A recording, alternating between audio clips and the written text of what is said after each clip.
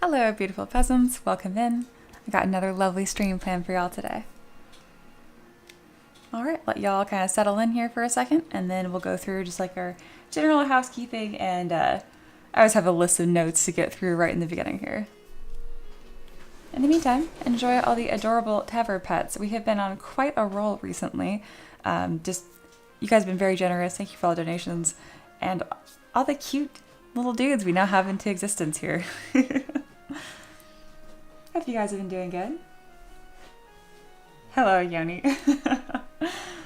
Oh, goodness. Yeah, who else here? Oh, Mini Blaze is back. It's been a hot minute. Oh, there's Ricky. Bye. He's leaving. Bye, honey. Alrighty. Yeah, Mini Blaze is back. Welcome back. It's been a little bit. We did miss you. We actually talked about you yesterday. Nice things. Empress, Aloha, of course. Pain, RB Gaming. Hey, nerd, it's been a bit. Bunny. And Jack. I believe you're new. Welcome, Jack. Alright, if I missed you guys, it was on purpose. Obviously jokes. Alright, let's talk about our warm-up things for the day. So, first off, the heist odds have been improved. So, odds are terrible, but the payout has been improved. So, heist at your own risk. That's in order to earn poing, which is just a goofy peasant currency that you earn by watching and chatting the stream. There's not really a whole lot you can purchase as of right now, but I do have that pinned at the top of the chat. I'll get better things for y'all at some point. But as of now, we focus on art. Today is day 2 of my live stream streak. We are working our way back up to 20. That would be my new best. And then Tavern pet donations has been reset to $30. All donations go towards it to make these cute little dudes. They're fun. We just make them during happy hour. The newest additions are this monkey and then this little scaredy cat mouse that we made thanks to Non-Sleeper. And Jack says, I miss Ricky already. You're going to fit right in.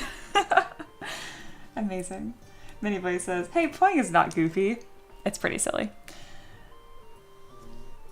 All right. And then also a new thing that we do around here is that during doors open, I have been doing sculpts from scratch. Yesterday, I sculpted a pair of lips, or a pair. How do you say that? I sculpted a mouth. It actually turned out quite nice. Today, I've actually picked something on my Pinterest board that is more relevant to what we're working on during the main Tavern Keeper's Craft. And if you're new here, hi, my name is Mia. I 3D sculpt tabletop minis for a living.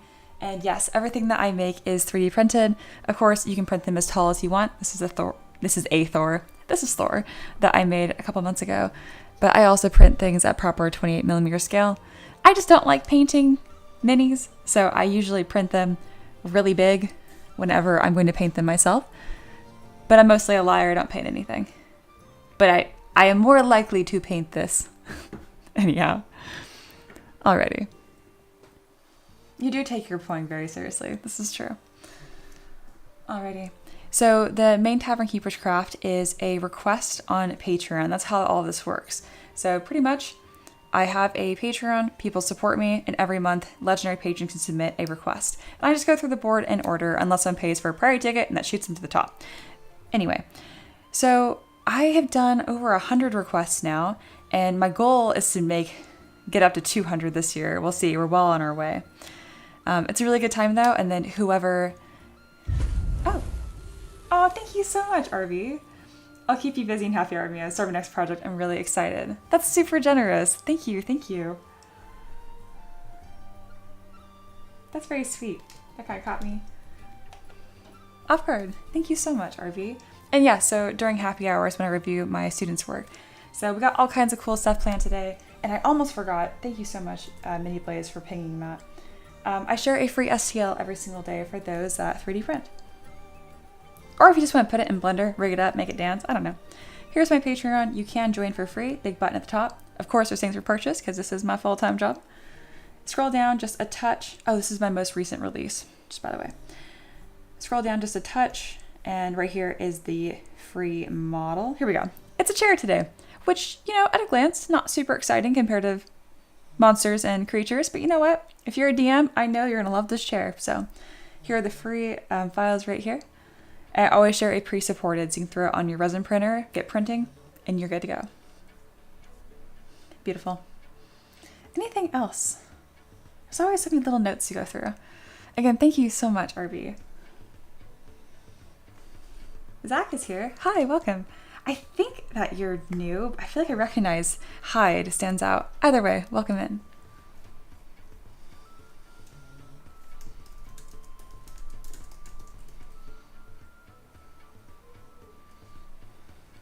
All right, and then let me update that donation pool goal. I believe that's about, I'm just gonna say 10 US dollars. I don't care if the conversion isn't exact. It just makes it easy to move the decimal over. But again, thank you, RV, so much for the donation. And I'm excited to review your work today during happy hour. That's gonna be great.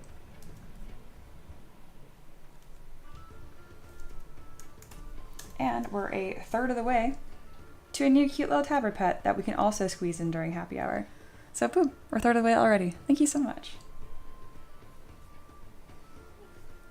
Jack says, I sometimes make weak resin furniture so my players can break it when they make a mess in my game. That is hysterical. I love that. Well, my chair is for free if you would like to print it extra small and fragile. It's very breakable. Awesome. All right, y'all. So today the request I'm going to be working on during the main Tavern Keeper's Craft is an Owlfolk warlock. Very, very excited. I wonder if one of you new people, one of you is Fool, who requested this. Not calling you a fool, like that's their literal username.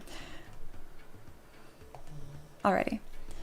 But yes, we're working on an Owlfolk warlock. Really cool. This is art that they commissioned. It's just beautiful. But we're not technically doing that yet. This is just the warm-up. I figured I'd make the warm-up on theme today. On my Pinterest board here, so I just pin a bunch of different ZBrush tutorials and then I work through one of them in the first 30 minutes and we all kind of learn something together. So this is some of like the mouth references I used for yesterday. And then for today on my board here, I have all these little owl faces, and this really isn't the kind of sculpting I do. It's very stylized, but again, during the warm up, it's a time for me to sculpt from scratch and challenge myself. So let's go. And if the requester is here and they're like, don't worry, it's just a warm up. You gotta trust the process. Hey, Miguel's here too. Welcome in. Jack says, that would be me. Fantastic. RB says, to be exact, $11.70, but $10 is cool. Oh man, I gypped you. Well, that's okay. If we get really close to the donation goal today, if it gets up to like $28, I'll just round it up. How's that? Awesome.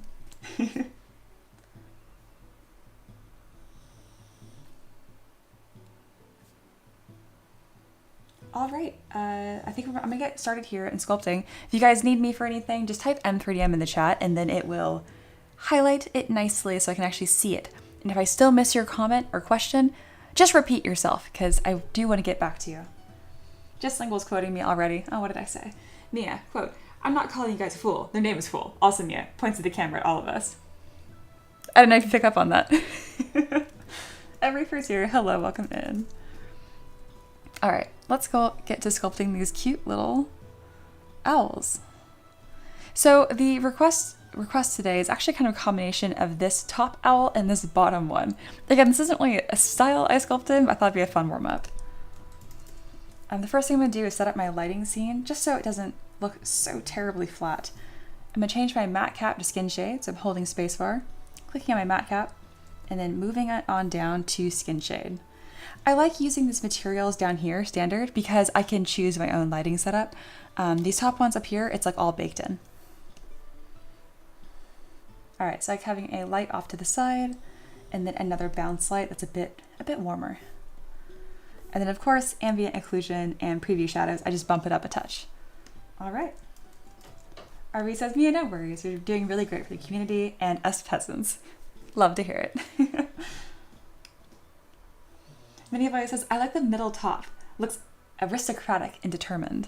Yeah, me too. That's the one I'm actually gonna work on first. So very good. All right, we got 30 minutes for doors open. I went through most of it just talking and saying hello, but now let's get rolling. Emperor says, if I sculpted a rock with skin shade, does that make me weird? Yes, glad you asked. So the first thing I'm gonna do is actually Dynamesh at a lower resolution, so a little more pixelated. And now we're gonna look at this and see what is going on. What are the main forms here? So it's more like a cylinder than it is a sphere. So let's just go ahead and help ourselves out and go ahead and append a cylinder. And I'll go ahead and delete this sphere. again, when you're doing these kind of like practice sculpts from scratch, it's really important that you start with a shape that actually resembles what you're going to be working on. Keep it nice and simple. All right, that looks good. I'm gonna come with my move brush and start just kind of finding some main big shapes here. There's a very, very subtle taper on the edges. And then in order to get these like really fun, like swooping eyebrow effect, I would like to just append a whole new object, but for now we'll keep it as one piece. So it's kind of dished right here. Click and drag, and I'm doing all of this just with the move brush, and then I will regularly Dynamesh.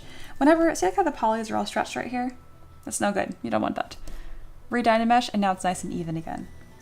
So Dynamesh, literally dynamic mesh, so it dynamically changes the mesh based on deformations and whatnot. All right, that's pretty decent. We also have a little protrusion here for where the beak is gonna be. So if you hold down Option and click and drag on your move brush, it's gonna pull that material away from your pen. See that? Usually the move brush will push in, but if I hold down Option, it'll pull towards the camera. There we go. Just Single says, Mia, if I have googly eye tools to stick onto an unfinished model as an indicator, including rocks, does that make me weird? Yes, the whole question was weird. All right, and now I'm gonna come in with my damn standard brush, pretty much just like a crease fold almost. And we're gonna kind of drag on these beautiful, like continuous shapes here. So I'm kind of just building up this edge. You notice that I'm really not using the smooth brush if I can help it. I want to like really commit to these forms here. And then again, just in case Jack is like, oh God, what is happening? Don't worry, this is just a warm up. This is just for practice. It's all just fun here. Ember says, how do you decide to Dynamesh by half versus double versus same? Dynamesh does not do that. Dynamesh only has a resolution slider. What you're asking is actually ZRemesher, which is right above it. ZRemesher functions differently than Dynamesh. ZRemesher aims for more like even quads. Here, I'll show you guys. And I'm going to use half because my resolution is currently 7,600 points, and this is looking a little lumpy, and I want smoother. So you guys see the difference here before and after? So ZRemesher is more for getting that cleaner topology, but it doesn't respect your details. Does that make sense? That was a very good question. I would choose same for ZRemesher if I'm already very low poly and I don't want it to like destroy itself. That's such a sweet like baby artist question, because I'm like, what you're asking is not possible, but I know what you're trying to ask, so I'm just gonna answer that question instead. Again, there is no half or same for Dynamesh. That's for ZRemesher. Dynamesh is resolution based only. It's a good question though, it really is.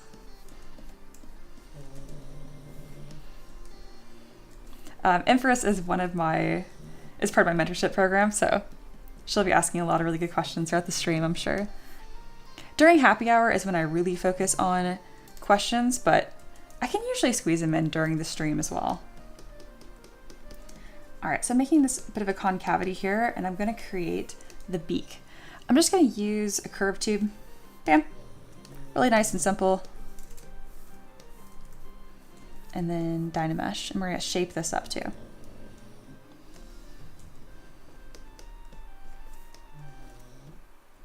I'm not super certain how the side profile looks, but I'm giving it a snout, and I know that owls do not have a snout. So we're gonna flatten this up. Do not forget, when you're sculpting in 3D, it is in fact a 3D object. You need to be moving and rotating your camera very frequently. Let's go ahead and just flatten this back side here with dynamic or trim dynamic. And then let's pull these little like cheek flaps forward, because owls have a very planar face. What I mean by that is like, it's really flat. It really just exists like a dinner plate. And Chris says, oh, whoops, mix it up, sorry. That's why it's a great question. That's a fantastic explanation from Aloha. Manyboy says, can you select a subtool and use the remesh on it too? Yes, I just did that. That's what just happened. Ember says, yes, I promise not to be annoying about them. I only ask if I really need the help. Yeah, of course, ask away. You literally are paying for a mentorship program, I am happy to help you. You get the premium treatment now. Well, so far, I'd say we're actually looking quite similar here. Again, it's just shapes. It's just, what am I missing? What shapes do I need? Now go make that shape. All right, so I'm missing this like really strong brow right here. So I'm using my standard brushes to add some material and then damp sander to kind of strike out that shape. Also, just a shout out to Aloha, especially since they're here and they're a mod and they're great and they're my students. They really are the ones that kind of inspired this whole working from scratch thing all the time. I used to never do that on stream. And part of it was an efficiency thing, but another part of it was definitely like a confidence thing where I'm like, no one wants to look bad on stream, right? And now I'm like looking for opportunities to flop on stream because it's all just like a learning opportunity and it's almost just as valuable, honestly. So thank you for getting me out of my comfort shell. I've done it so many times now that I just really enjoy it. I love sculpting from scratch. It's kind of like my new favorite thing. All right, it's time to start blocking out these eyes. But first, this beak looks very silly. Let me go ahead and fix that. So it's pretty much just like a, I don't know, like a little sword almost, or like an arrowhead. Let's get a nice taper on this and then use my damp sander brush to kind of bring up a center line. It's also not touching his face, so let's use the gizmo and just scoot it on back. There we go. All right, that's looking better. It's eyeball time. To do that, I'm just gonna use my move brush and just make a couple dents. And then instead of sculpting up a sphere on top of this, which would just be a huge mess, honestly, we're going to just add new subtools. It'll give me lots of control over the edges. Empress says, I was a kid in class. The kid people hated. Oh my God. The kid people hated in class. That's terrible. Asking questions is fine, unless it's the same question over and over again. Then that's not fine. It's okay that your other classmates just hated learning.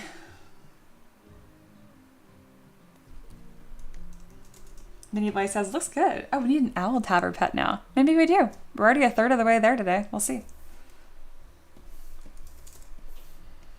All right. Bam. Eyeballs. So what's interesting is this kind of has like a double like eyebrow and eyelid effect going on here, which is really fun because it leads for a lot of personality. So when I first indented these little eyes here, I really didn't, I put them too far apart. And I can tell because on my reference here, it's about one eyeball distance apart, and on mine I can almost fit two. So let's go ahead and just increase the size of that eye socket.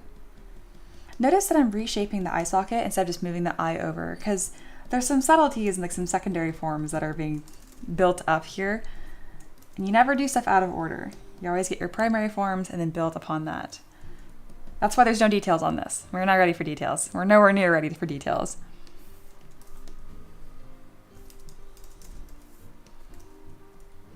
Also, I think these eyes are a bit big. Let's make them smaller. Perfect. And I am going to go ahead and make the eyebrows here a separate subtool, I think. It might give me a lot more control because I'm starting to run into this issue where the back side is kind of a pain. They're like gigantic ears. Jack says, do you normally just add whole new objects for eyes? I'm really bad at making faces and the eyes are always hard for me. Yes, add your eyes as a new subtool. It will just change your whole workflow. It'll be so much easier, I promise. Alrighty. That's a great question. I'm also very prone to missing questions unless you put M3DM. Reaper says, reminds me of Owls of Gahul. Why does that sound so familiar? Oh my God, the Guardians of Gahul. I read those books like I was in third grade and I absolutely loved them. I was also a big Warriors Cat kid. It's surprising nobody, let's be real. Wow, I forgot all about the Guardians of Gahul. I loved those books.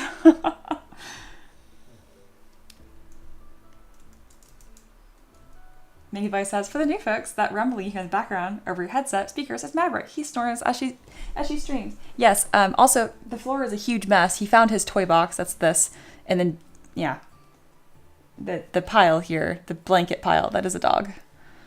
I swear he doesn't just sleep all day.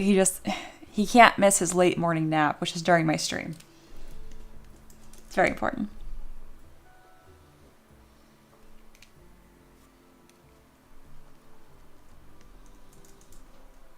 Reaper said, same, love Warriors until it drew out too long. Yeah, it went on pretty far. I still read a lot of it, honestly. But it went pretty far. Yeah. I remember feeling really betrayed for some reason when I found out that the author, Aaron Hunter, was actually like 3 different people. I don't know why, but as a kid, that like really bothered me. As an adult, I couldn't care less. Like, that's fine. The books were great. All right, so again, I wanted more control over these eyebrows. I went ahead and made them a new subtool. And that's just kind of the go-to. You need more control? Subtool.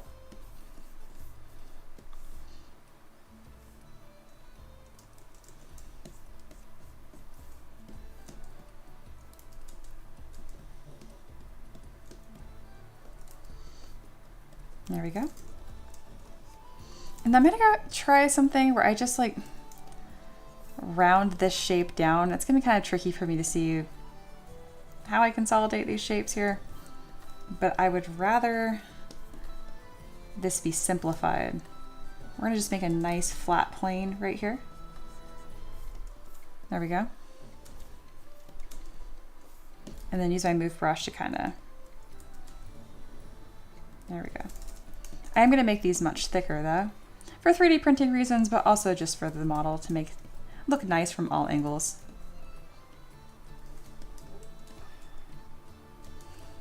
It looks so silly. All right, let's go ahead and give him some eyelids, shall we?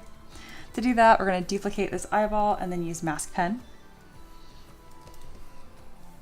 I'm going to hold Command W, and what that does, if you click on your wireframe, you'll see there's 2 different colors here. They're just different polygroups. So Command Shift click, and then you have one polygroup selected. Command click to mask it. Command Shift click again to have everything visible, one section mask. It's a lot of clicking. It's just a bunch of buttons and operations so that I can just make 2 eyelids. That's it.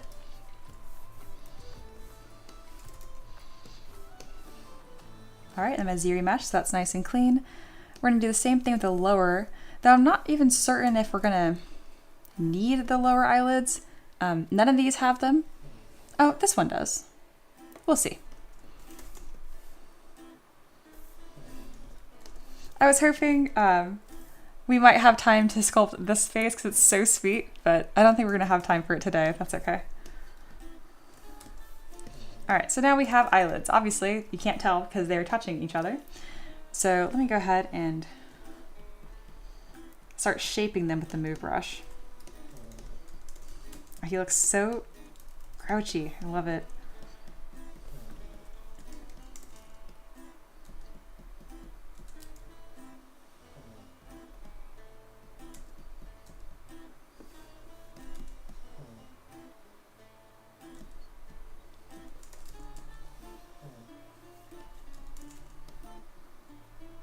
So right now I'm looking at the silhouette on the side here because I don't quite have that correct.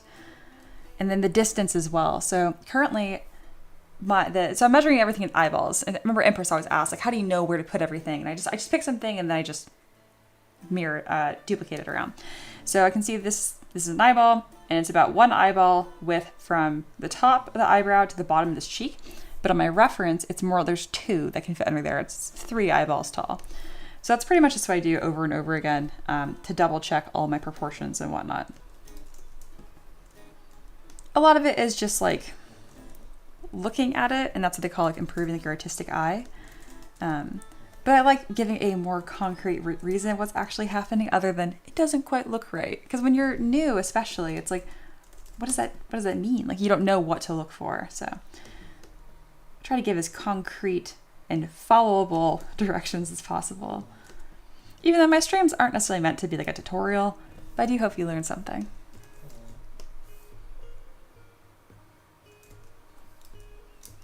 So I'm using ZBrush in half to simplify these shapes even further.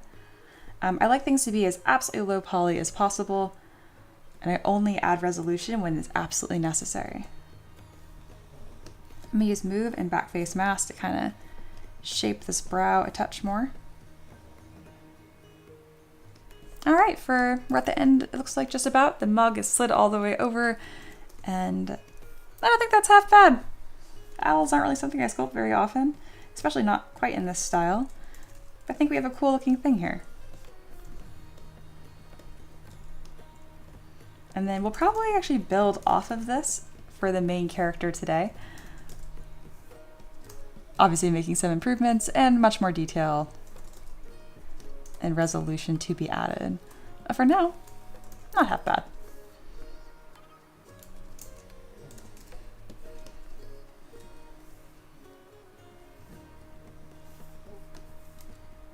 So right now I'm just kind of refining some of these like guiding lines here. There's such like a nice aesthetic swoop in the way that everything falls. So I'm just seeing what lines look nice and then trying to mimic those on my own piece.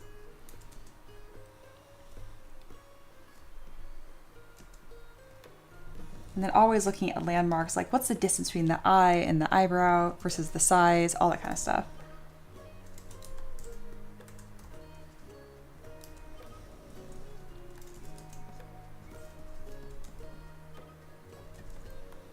See, on mine I have like a really dramatic swoop here, but on the reference it's actually it's much more just straight. There's really not nearly as much of a curve as I thought there was. Again, sculpt what you see, not what you think you see, which takes a lot of practice.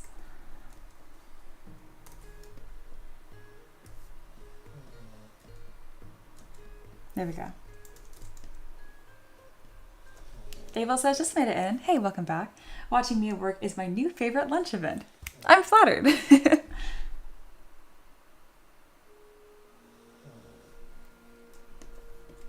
Minifly says, I can't wait until you add feathers. This is good. I think so too. That was a nice little sketch. I'm gonna go ahead and merge everything down, but I'm gonna make sure everything is polygrouped so I can really easily move stuff around later. All right, all that's been merged down. We'll do copy. Awesome. Well, that's not bad for a little 30-minute sketch. Beautiful. Let's now move on to the Tavern Keeper's Craft.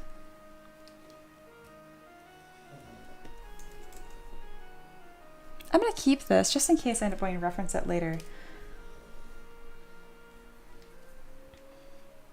Alrighty, let's talk about what we are working on now. Okay. So the way that all of this works is that I make 3D printable models for a living, right? But it's got to be a trade-off. It's got to be a win-win. I don't just make random stuff, though I definitely could. So what I do is I accept requests on Patreon. Anyone that's part of the legendary tier can submit a request every single month. They tell me all the details about their beloved character or their own like creepy monster, or sometimes they're just like, I want a windmill. It could even be a scout train piece. And then I make it on stream. So today, let's talk about the request. Today's request is thanks to Fool. Thank you so much. And this is their very first month of being part of this community. So big warm welcome to them. And this is the request. My request this month would be my D&D character, an Owlin Hexblade Warlock, photo reference set in DMs. It's for plain D&D, so 28mm or 32mm base size. Any pose will do, whatever you think looks good. My favorite kind of requests, pretty open-ended and with beautiful commissioned art to boot. You guys see this? Yeah, that's gonna be awesome. Oh yeah, pretty awesome.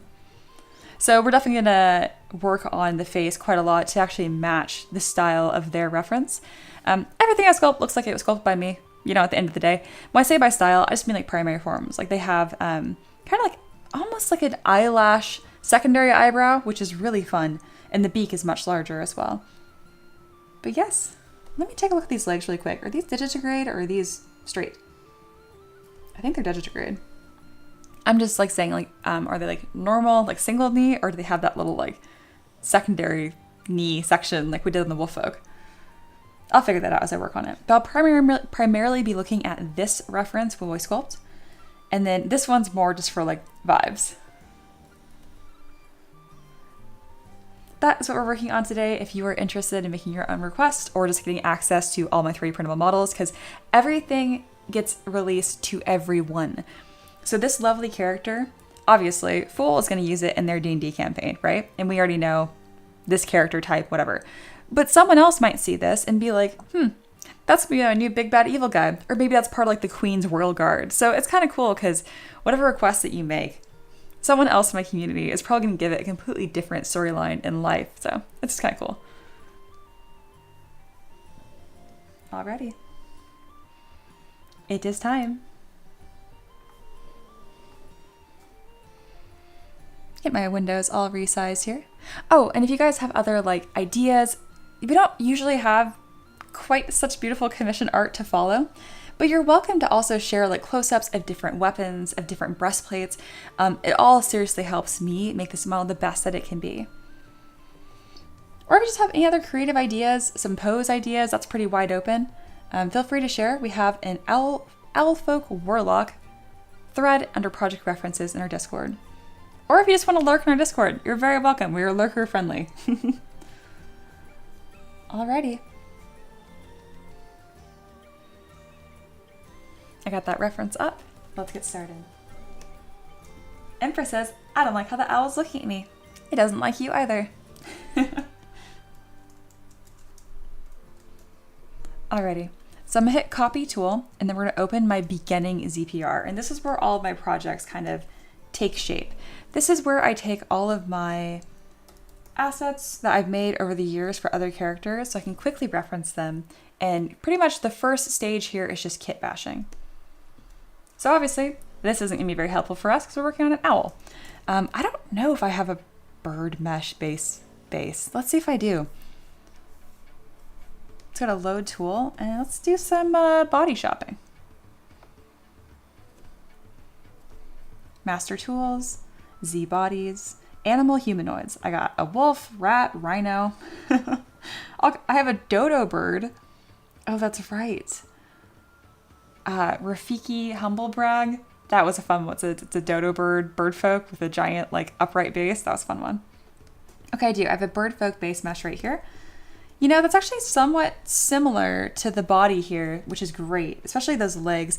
These look more up and down. I'm a big fan of the digitigrade look for this, especially. It makes the feet look really nice.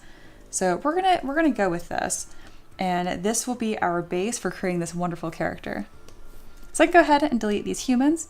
We do not need silly humans for this. And let's go ahead and build our scene just a touch. I don't really like working on this boring gray. So let's look at the color palette here is very like blue and purple with a nice red contrast. What would be a nice background here? Let me go to color, pin that. And again, so these are the color. This is roughly the color scheme here. So let's pick a warm tan background. Let's see how that works. I just want something that's going to contrast nicely. And again, this is very optional. The polypaint here does not actually affect the 3D model. Not yet. We don't have those kind of 3D printers. I mean, you can print stuff in color on FDM, but most of these are intended for resin. That being said, my husband's working on a whole project right now to make a line of our minis FDM friendly, so stay tuned for that.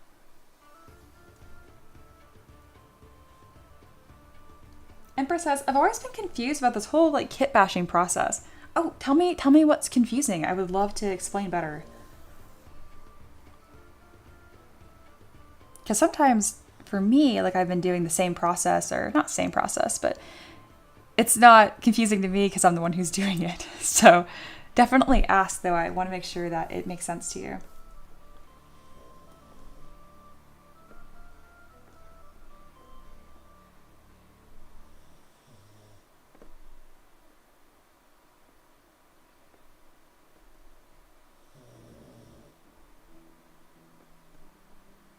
All right, I want this to be a little more on the red side.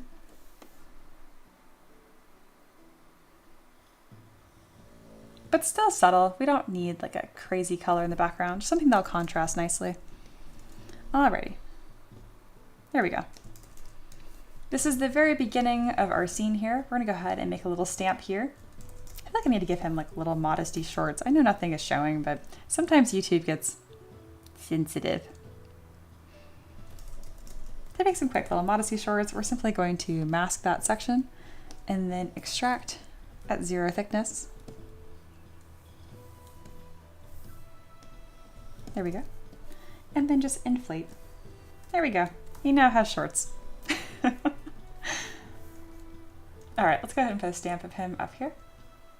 Oh, Jack, since you're here, if you have any specific ideas or requests for like a base that he is on, let me know, because I enjoy making custom bases for these as well.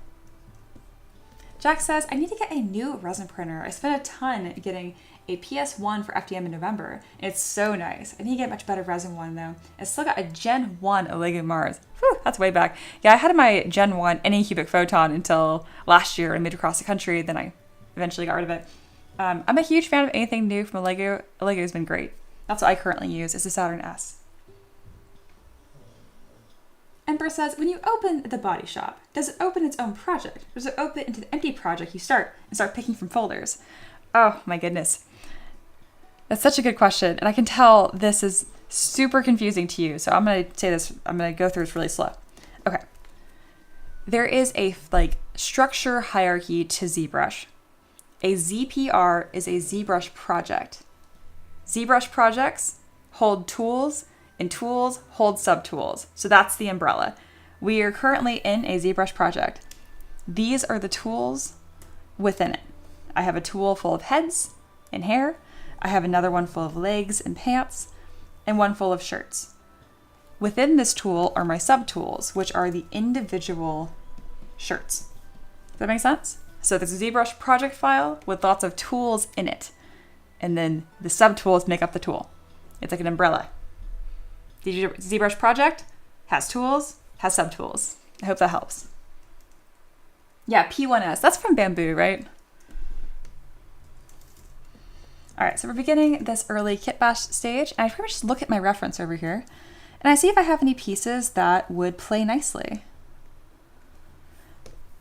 Obviously, if we need stuff from scratch, we just make it from scratch. But if we can kit bash, we're going to kit bash. Jack says, for a base idea is a stone walkway or library. In my game, he's a professor and on the council of the Neverwinter College. Okay. Yes, let's do that. Let me go ahead and screenshot that. I'm going to go to the bottom here, and then I'm going to upload a screenshot of the comment just so I don't lose it. And I'll go ahead and pin that as well. Otherwise, I will not remember. Very good.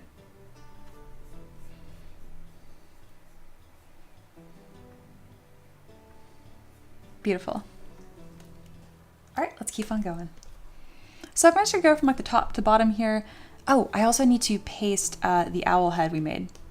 Bam. Now we got that in here too. We'll worry about that in a second. First, let's look at what's on his, what he's wearing.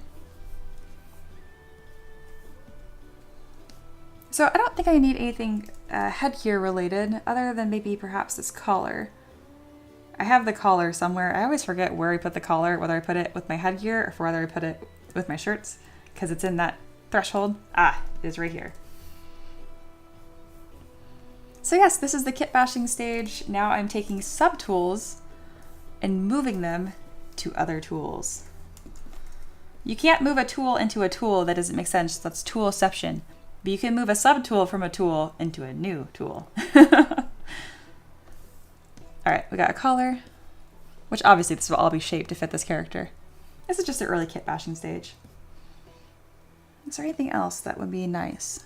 I don't think so. Let's delete. And then next, let's go ahead and look at some shirts. He has this really nice classic breastplate, which looks a lot like the top section of this breastplate, obviously without the layering. So let's go ahead and grab that. So why do I use an asset library? I use an asset library because I make a lot of models. It doesn't make sense to make the same thing from scratch over and over again unless I have leveled up in skill recently. That's why I make my asset library pieces very low poly, very low detail. And you can tell there's a lot of different colors on them. These are all different poly groups. I can really break them into different pieces and allows me to customize and iterate very quickly, which is the beauty of kit bashing. All right, is there anything else that we need here? I don't think so. But some days I don't use any assets I've made before. Some days I just like making everything from scratch. It really just depends. All right, so he's got this skirt here, and it looks like there's two layers. There's one continuous layer here, and then this that pokes out from underneath. I never copy reference art identically, but I definitely want to be true to the vibe here, of course. I think using this skirt will be best, and we can iterate from here. Actually, this one's gonna work the best for that. And you're looking at this, you're like, that looks nothing like this character. Trust the process. I'll show you. I'll show you how you can reuse these pieces and iterate them.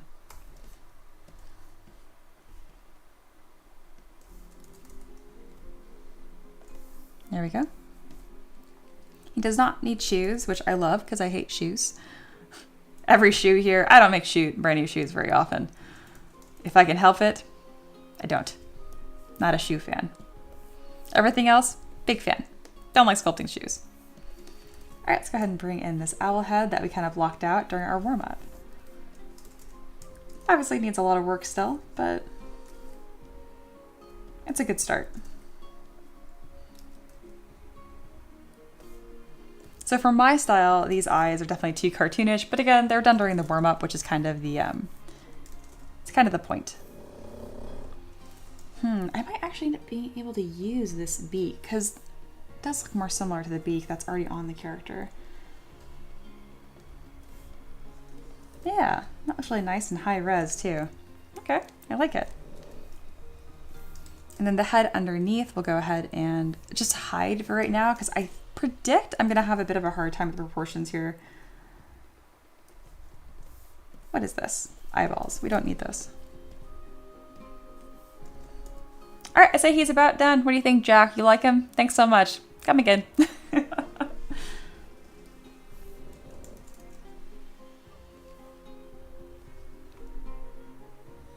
Just Lingual says, Mia, not saying that you should redo your library, but you did say that you feel like you're on the brink of a level up.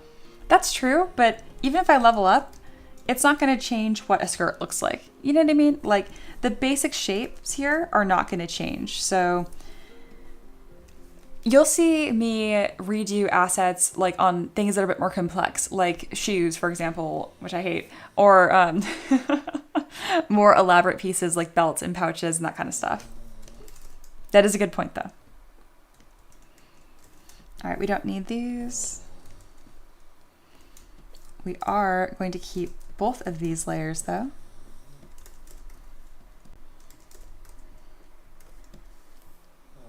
And so now that we're done with the kit bashing stage here, we're going to start fitting each one of these pieces to the model. I'm going to ignore the head for a bit because I just don't want to work on it right now.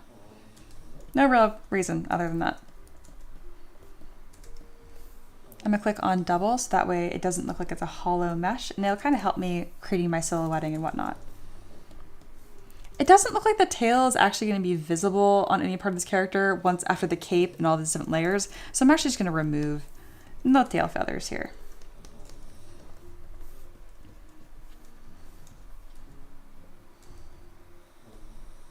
All right, that looks good. These feet do need to be a bit taller. So I'm going to use move and back face mask to increase the size of these. And his toes are much more spread out. I might edit those, but that's more of a minor thing. All right, let's go ahead and grab the secondary layer here. And then this draping cape that's like underneath it. There's a lot of layers to keep track of here. One of the most important things though is that it's split in the front. So to do that, I'm gonna grab my mask pen, just mask this front section. Delete. Oh, oops, I accidentally masked a section on the back too. We don't want that. There we go. Perfect. And by removing those polys, it's gonna make it much more simple to, why make an illusion that it's split? Just make the actual mesh split. All right, and I have double turned on so I can actually control the silhouette here. Let's click and drag so it's much longer. Use my gizmo to do that really quickly.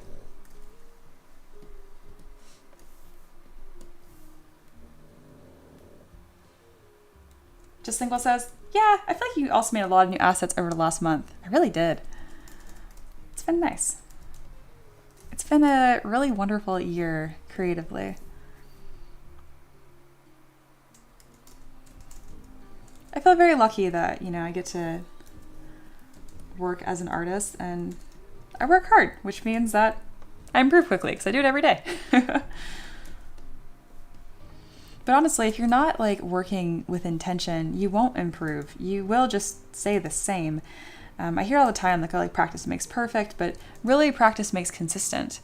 If you're not reviewing your work, you're actually not going to get any better. Which is also fine too, especially if you're not doing it as a business. I think people put too much pressure on themselves to be the very best at their hobbies. It's like, it's a hobby. Just let it be fun.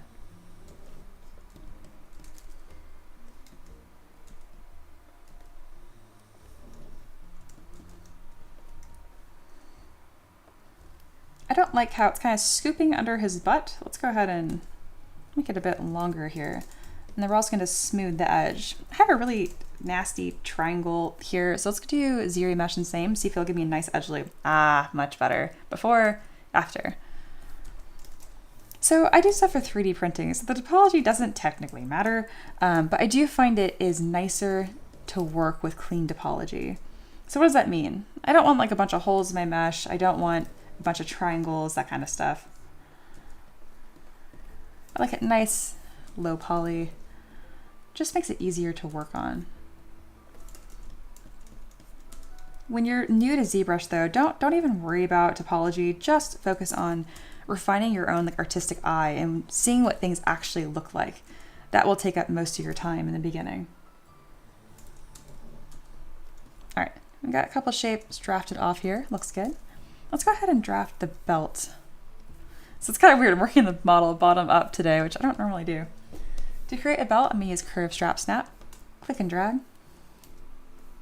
Oh, but first we're actually going to duplicate the base mesh and delete the lowest subdiv. You can't use, that's right, there's a human head in here. I forgot about that. Okay, we'll deal with that later. All right. You can't use curve brushes on a mesh that has subdivision levels, which pretty much just means different levels of resolution.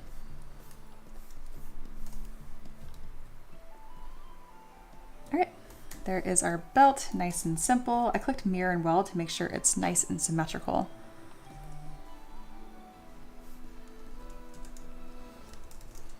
Pretty soon here, I'm gonna wanna start adding color. But again, that's more of like a flavor thing. I don't actually have to do that. It brings me a lot of joy, so. I'm gonna throw a belt buckle on here. It's a little early to start worrying about secondary forms like this, but there's a really nice pre-made belt buckle in ZBrush, so might as well slap it on there. Bam. How nice. Let's go ahead and tuck it in so it's actually part of the belt. Perfect.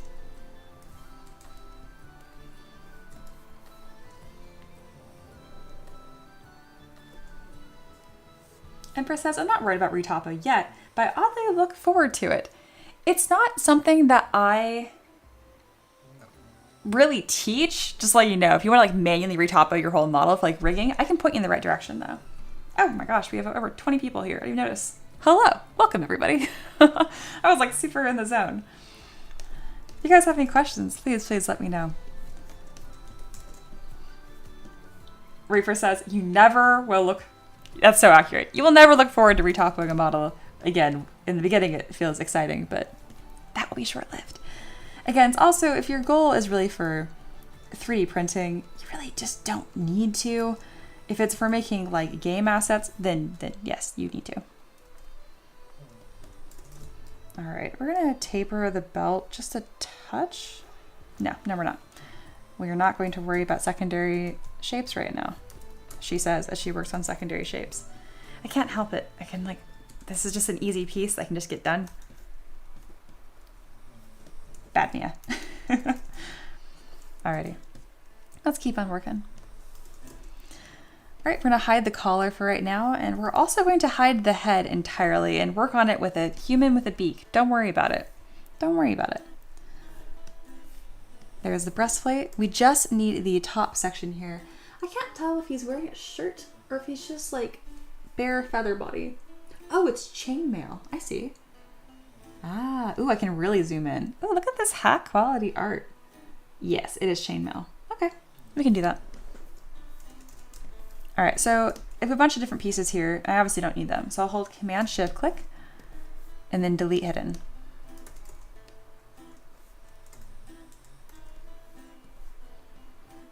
Manybody says, yes, I remember 2 months ago when I first started watching and seeing only 7 people here. You know, I don't even think 7 people watching is bad. Like I honestly, if there's more than 5 people watching my streams, like that's a party. I mentioned this before, but I really haven't been streaming consistently for that long. It's only been a couple months. So my expectations are, there's no expectations. So I feel very grateful to have grown as much as I have. And I have the best peasants in the land, so that helps too. All right, so I'm fitting this breastplate to this character, and I'm just using the move brush. You'll notice that the move brush is, I have it like quite large. You want to be careful that you're not doing this. See what I mean? Don't do that. You're gonna get your mesh all lumpy and goofy looking. Just look at it and be like, okay, what shapes need to change? And then do like big adjustments. I'm not saying you can't like get in there and fiddle with stuff. Just try not to unless you really need to. You always want to be looking at the big picture and how the silhouette's looking. All right, so I'm looking right now at like the bottom curve here. It's very nice and subtle, but it's also much more tapered than mine is. Like, it comes in a bit sharp here. Let's go ahead and delete this mesh here. I don't need it. Oh, that looks very silly. Oh, he has no head now. That's fine. And then you can see there's quite a large bend on the chest, which makes sense because it's supposed to like deflect incoming like sword blows. Hey, new sub. Thank you, Beck. All right. And then his reference doesn't actually have this bend on the side. It just has a crease down the middle. So let's use my Z modeler brush and crease just the front crease edge loop. Very good. And then we're gonna go ahead and crease the bottom here as well. And then I'm gonna use polish by features and see how that looks. Didn't look good. We'll do more creasing. Let's try again. There we go. And see, as I polish by features, it's kind of rounding off, except wherever I put the creases. It's actually looking more and more like this breastplate. Yeah, there we go. Very nice. Perfect. We're gonna just scoot the claws up because they're super long and goofy looking on this character. There we go. It's not gonna end up mattering because he's gonna have one hand on a sword and you're probably not even gonna see much of their hand, but I would like for it to look as nice as possible. Alrighty. Aloha's here. No fiddling, I'm always here.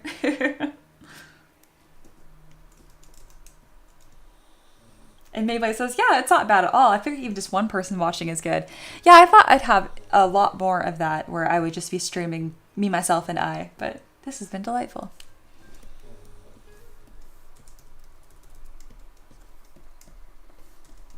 All right, it is time to still avoid working on the head. Okay, I'm gonna add some of these pouches. So I also really recommend that when you're blocking stuff out, like go for the low-hanging fruit. Like, I know getting this head to look just right is gonna be a lot of work. And if the rest of the body looks stupid, that's not gonna be much of an encouragement, right? So I might as well make sure I have like the silhouette looking the way it's supposed to kind of like bring everything together. Again, go for the low-hanging fruit. Don't attack the hardest thing on your model first if you don't have to. Unless you're a masochist, I don't know, then do whatever you want. I'm in this for the long haul. I don't want to burn out. All right, I have a pouch rectangular here that kind of matches this. That looks good. He's got one pouch on his hip and then like the coin bag looks like on the right. I always say I'm not going to copy the reference, but and I don't usually if it's like just stuff off Google Images, but when they commission something so nice, it's difficult to not just follow it because it looks great. Like for example, I'm not recreating this pouch to match this identically because it just does not fundamentally change the design. So I'm happy to reuse this nice pouch I already have.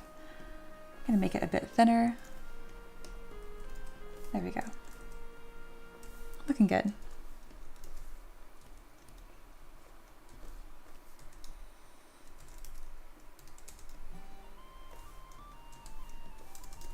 I don't know if I have like a little coin bag.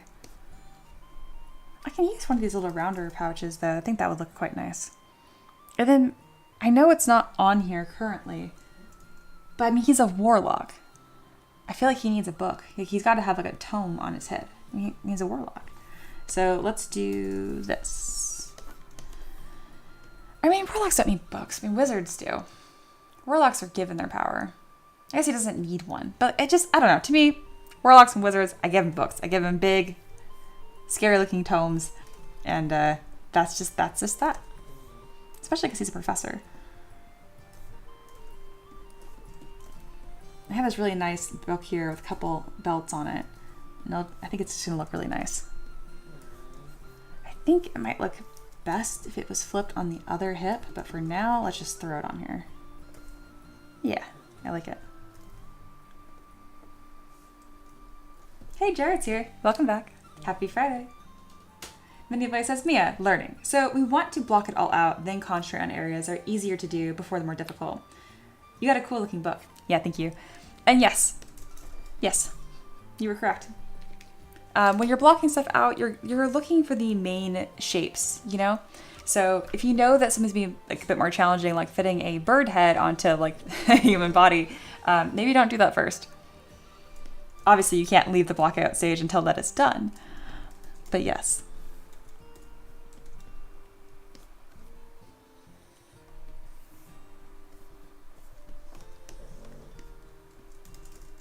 Yes, and Jared says, quote, warlocks are seekers of knowledge that lie hidden in the fabric of the multiverse. Books. Agreed. All right, let's go ahead and block out some color here. This really kind of rich pinkish color. It's like a pinkish red. Let's go more on the desaturated side. Oh, that is bright neon green. That is not what I wanted at all. Let's do RBG intensity of 100 and try that again. There we go. He does have a big cape as well. We'll deal with that in a second.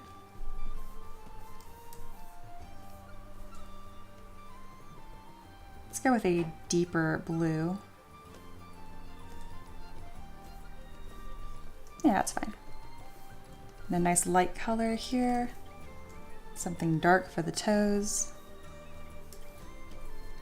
The buckle is actually gold, but I'm not going to worry about making this palette too complicated because it's already going to be a bit tricky to implement just right.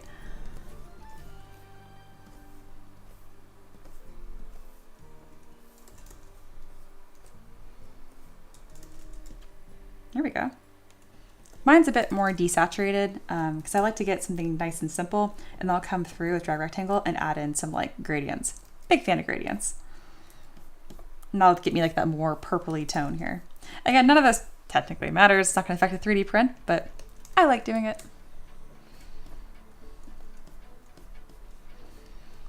I'm going to darken up any areas like around the knees, elbows, shoulders, that kind of stuff. It just gives the model a bit more dimension.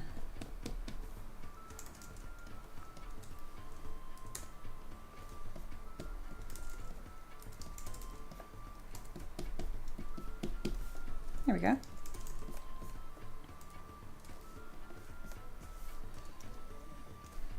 Nice and simple. This collar will also be a nice bright red color and much differently shaped too, but this is just the beginning. All right, it's a really big collar. Fancy. All right, kind of fits. I got my move brush. Why aren't you moving at all? What in the world? All right, at some point I goofed up my move brush. So I'll just go to brush palette, reset all brushes, and we're back in business. Ah, I have lazy mouse turned on, that's why. We're fixed. All right, this is gonna have, these points actually stick out. Okay, that's gonna be interesting. This collar is actually one of the most complicated shapes on the model. It's also one of the most fun, so I wanna make sure I get it right. But like any complex shapes, we just do it in stages. Jared says, is this another community request? Yes, everything I do is a Patreon request.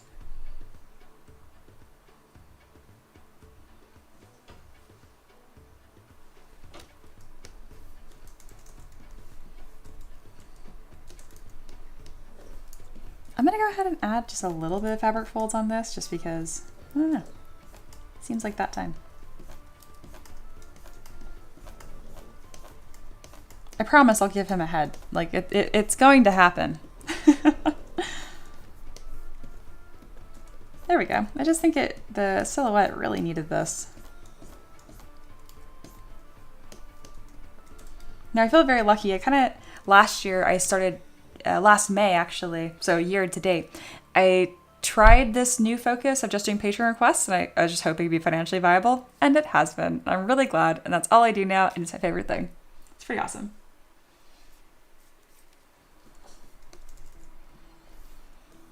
Yeah, Patreon can be scary because like there's no guarantee it's gonna work, right? So I just had to try it and hope for the best, and it worked. Oh yeah, happy heisting. The payout is terrible, or the payout is better, but the odds are terrible. So good luck. All right. Oh, I forgot to give him a shoulder thing. Mayfly says he could run around like a chicken with his head chopped off. I don't think Jack would like that. I don't think that's quite what the requester had in mind. But hey, what do I know? You know, it's funny. It looks like I don't have like a simple plate. This is the closest I have, but it's quite battle worn. I'll just put it in for right now as like a placeholder, and we'll see how it holds up. He has it on one side.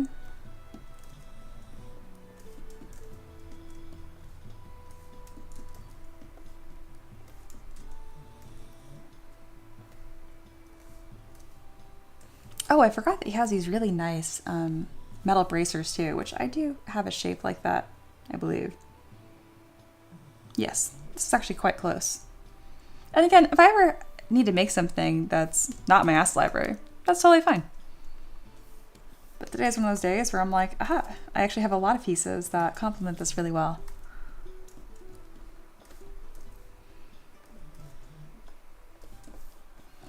Use my move brush to kind of snug this into place.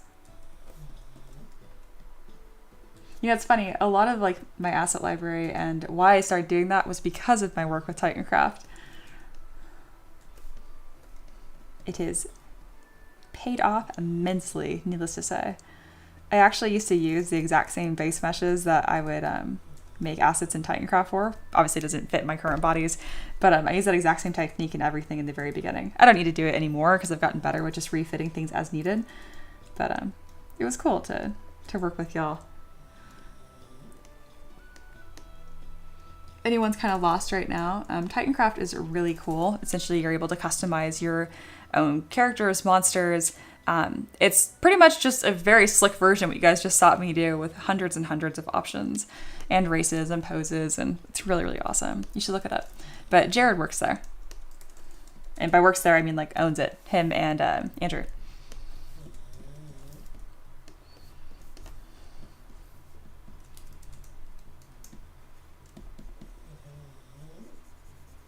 Let's get this a little more snugged up. There we go. Jared said, wait, that's awesome. Which base messages?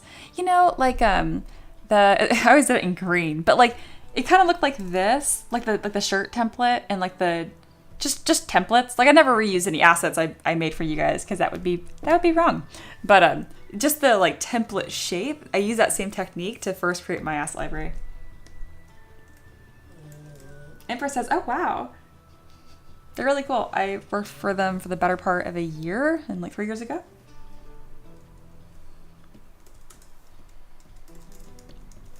Which is cool, because like working for myself obviously is my favorite thing to do, and that's why it's what I still do now. But it was nice to have like a real job that was in the art space. It was definitely a big confidence boost.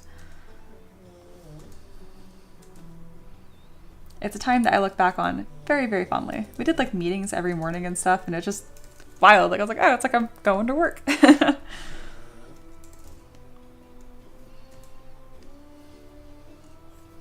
Okay, I have to put a head on this character. This is getting ridiculous. All right.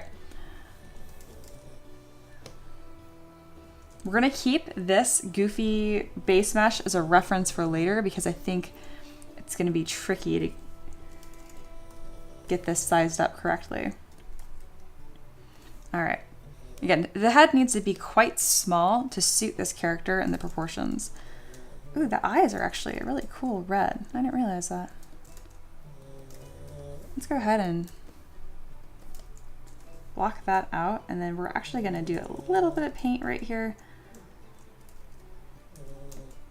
making the eyelids a darker color as well. Here we go. Perfect. I swear, a little bit of poly paint goes a long way as far as like trying to get everything blocked out and looking good. Jared says, oh yeah, templates. Duh, templates are the best. Yeah, he says, artist collab one day. Oh, I'd be so open to that. Jared says, I mean, I have a few ideas. I'm always game. I know Monkey is finally finishing up some huge projects and he wants to work on some stuff on like maps and whatnot. All right, so the feathers do poke out on top of the breastplate, but not a ton.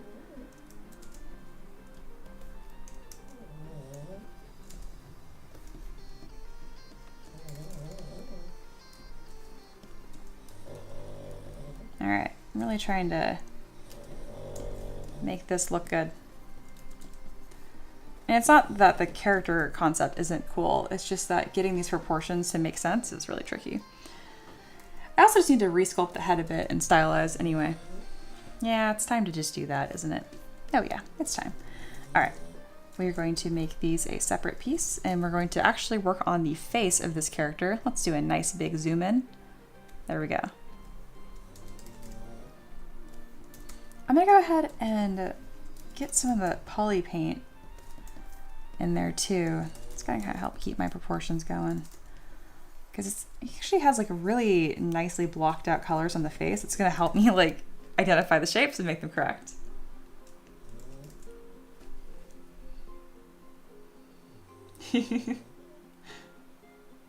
Tony. Jared says Tony. Dang, rip, I'll leave.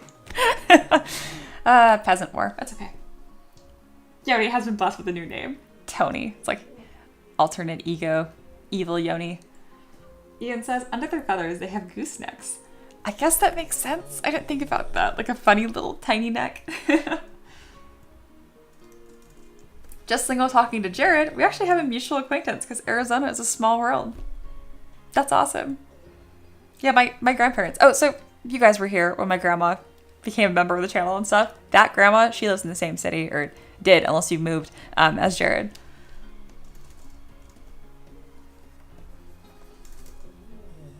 All right, we need to duplicate this because there's, oh my gosh, he already looks so much cooler. Oh, look how, it looks mean. I like it. All right, we're actually creating this shape right here though. Let's kind of position that down here. There we go. And these are shorter than the top ones, which are like kind of ridiculously long. I love it. Some of these ideas will work better in 2D than 3D, so obviously I'll just respect what actually ends up looking good. But it doesn't mean I'm not going to try to make it as accurate as possible first. They kind of arc backwards on the character, so let's go ahead and get that shape. There we go. And then these ones are a bit more horizontal than I first expected. They're kind of becoming the upper eyelid. I'm fine with that. All right, we need to reduce the size of the eyes because it's looking a little too cartoony. And the lower eyelid just makes him look so crabby, which is not really not the vibe here. So let's select those lower eyelids and just kind of rotate them. There we go, to be subtle. See? You can also use them to make kind of like a more cat eye shape. Again, real cool always wins. So even if it doesn't seem super accurate, like the eye should be perfectly spherical to make this the most accurate. But this is a fantasy and cool, so just do what looks good.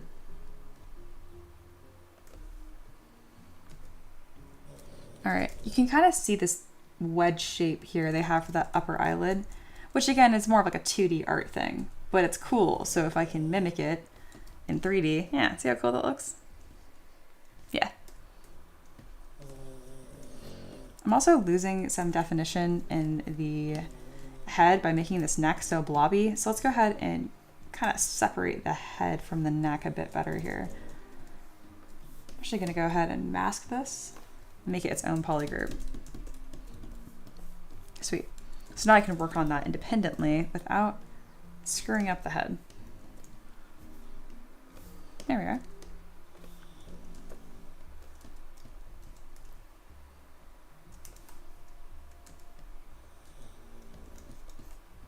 It's starting to come together.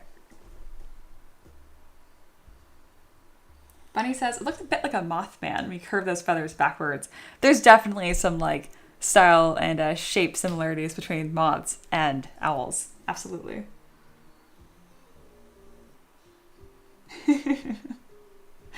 Oh no. Yoni's having a hard time in the heights. Sorry.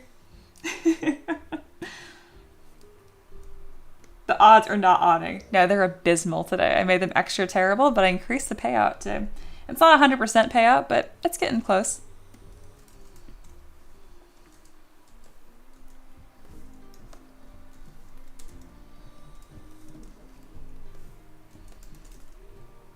All right, I need to use my damn sander brush to start arcing back different...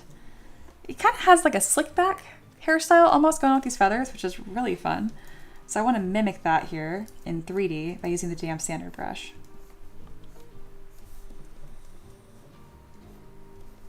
So I'm starting to poke into some of these secondary forms just to kind of help guide myself, because this is very complicated to translate into 3D.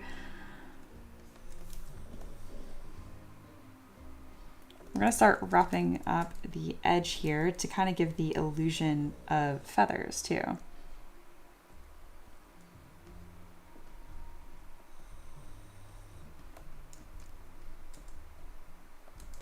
Wow, I do not know what to do with this neck, do I?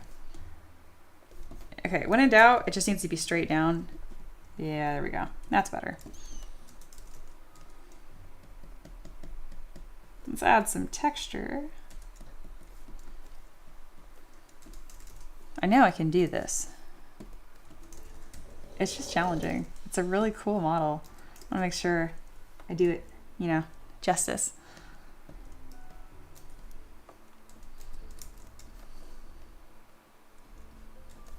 All right, so he has a lot more like triangles in his face. That makes sense, versus what I have here. So it's time to move around some large shapes and really start capturing this specific character.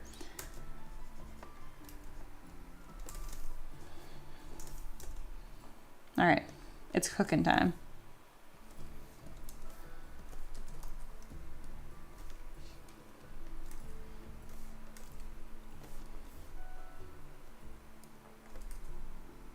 So right now, especially if you guys have any questions or need my attention, you're gonna have to put M3DM in the chat. Otherwise, I'm not gonna see it. And if I already missed your question, just repeat yourself. I do want to answer your questions.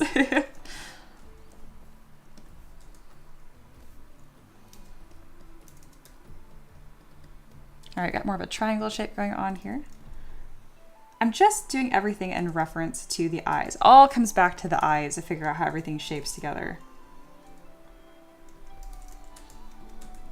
And I'm looking a lot at silhouette too. And if I totally bork it up, then we'll just start again from scratch. But I think I got it.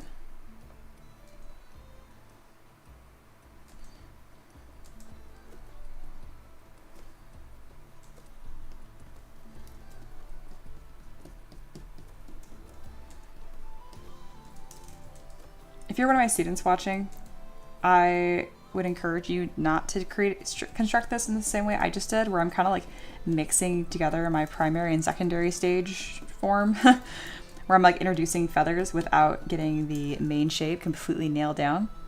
But it's okay, I've made over 1,000 models now, I can break rules. I can do whatever workflow I want. But if you're new, you're a student, don't. Focus on the primary shapes first, like I did in the warm-up.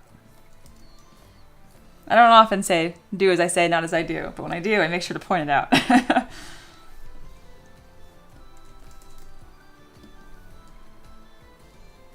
Oh, it's coming together. It's cool. I love it. Student looks away. Very good.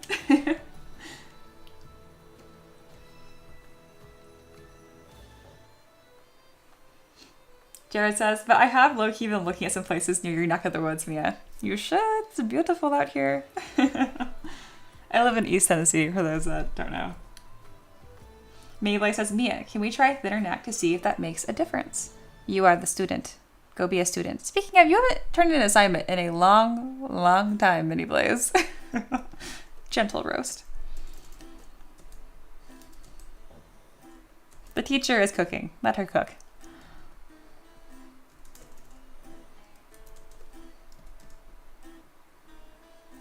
These eyes still need to be a bit smaller.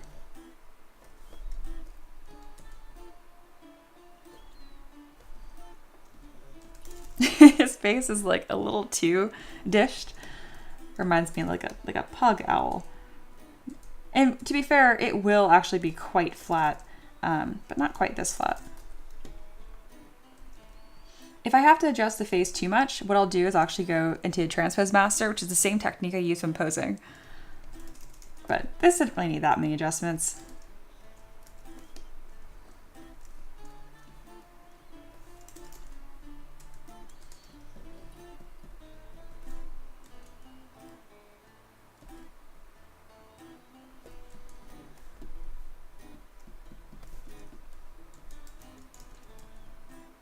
All right, so the corner here kind of lines up just under the eye, and then from there it tapers in quite sharply. So let me go ahead and check that out.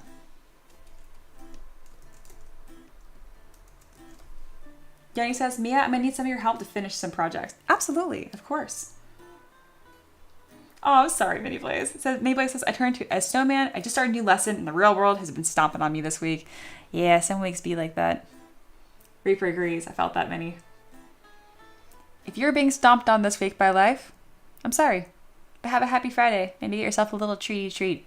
Even if that's just like, I don't know, run to like Save Mart or like a grocery store and like get a little like energy drink or like a lemonade. Just something small, you know? I'm a big fan of little treats to get me through hard weeks.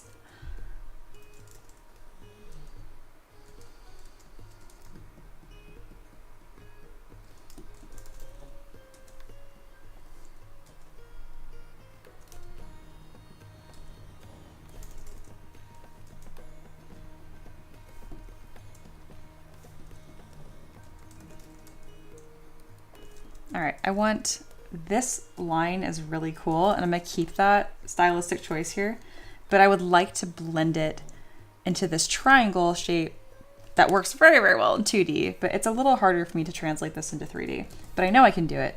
So all I need to do is just build up that volume so there's not as much of a difference.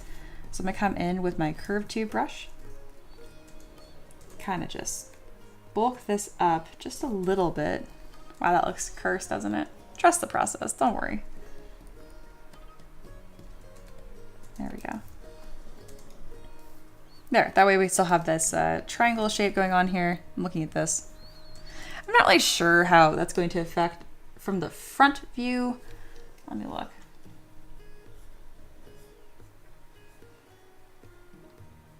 That is fun. Oh my goodness.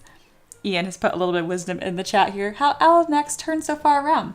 Owls have 2 times the length of our neck, vertebra and other nifty features to protect their blood flow. Ah, what do you know? I love that. extra space here so it protects when twisting. Oh, that is cool. I love that. All right, where is more art from the requester? Here we go. Because now I do want to see some different views. Yeah, cool. I am interpreting this correctly. Very good.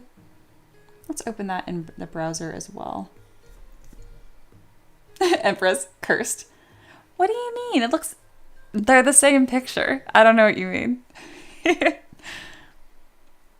Meanwhile, the requester Jack has clicked off many a moon ago. They're just like, this was a mistake.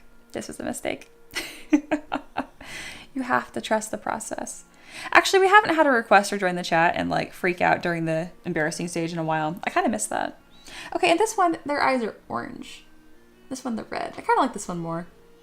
I don't know. They're both really nice though.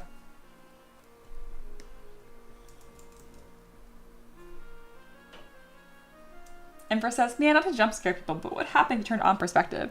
Perspective's already turned on, so when you turn off perspective, it flattens it.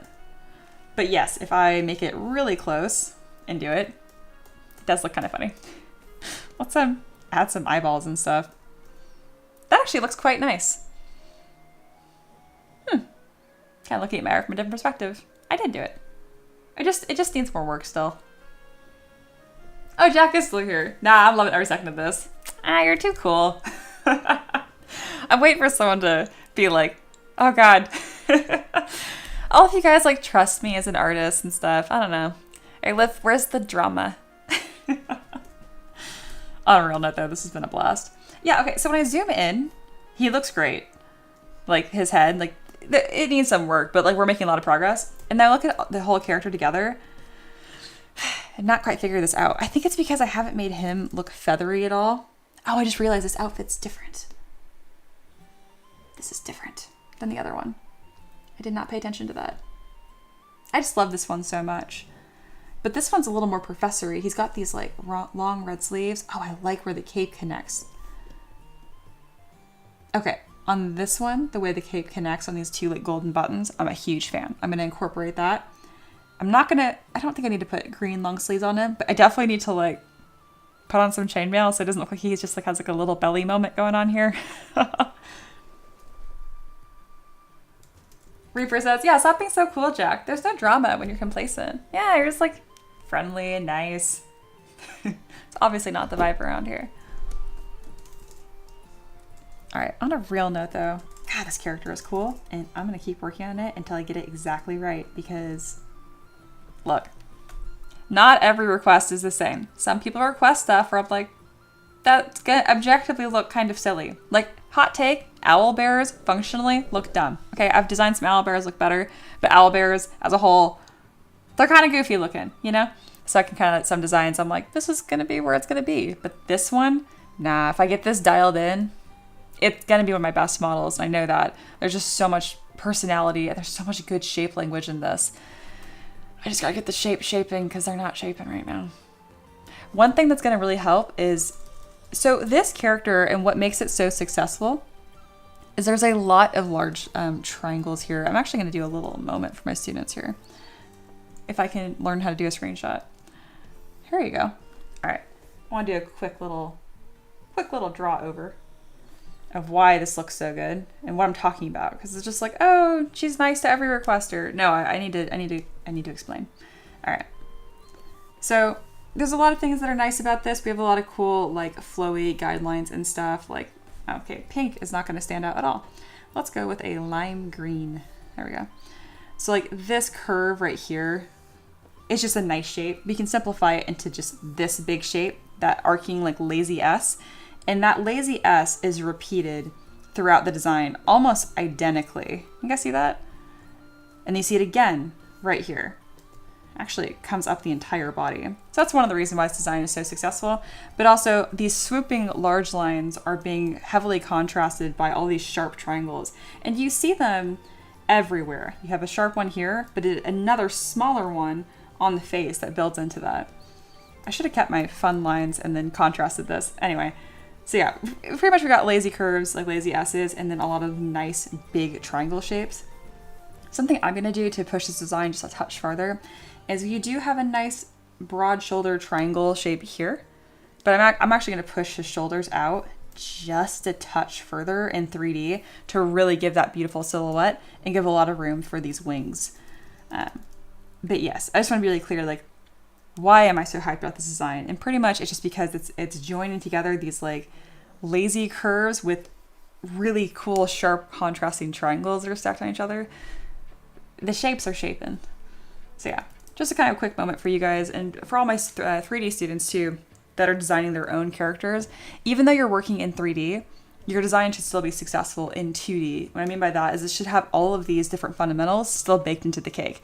And it's really easy to assess that. Yeah, see, this doesn't have the same aura at all. Anyway, really easy to assess that when you were in this symmetrical pose shape right here. It is learning time. Paint's back. How's everything? It's good. Now that I've like really broke down my like about this so much, I'm like, we are aura-less here. That's okay. It's gonna happen. I'm gonna have to throw this into Transpose Master to really push these shapes the way I want them, but there's a couple things we're gonna do first, and that's pretty much just gonna be bulking up this character a touch and then working in that chainmail or just some sort of like undershirt, because just this like little belly poking out is really funny. It doesn't have it in this though. Nah, he's gonna need it. That's gonna make this design much more successful. I keep forgetting there's a head. Don't worry about this moment, guys. Don't worry about it. Nothing to see here. Thank you. Very good. Okay.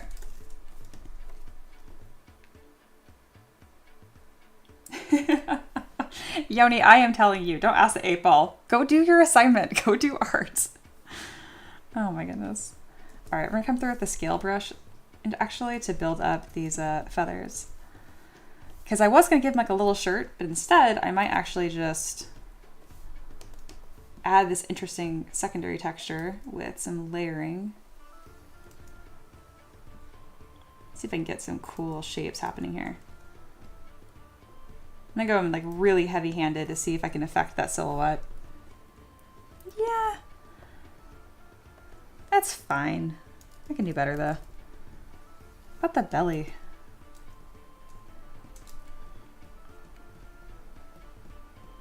I'm just tired of this perfectly bald belly. It's so goofy looking. I want it to be nice and structured. Oh, thank you, Jack. I super appreciate that.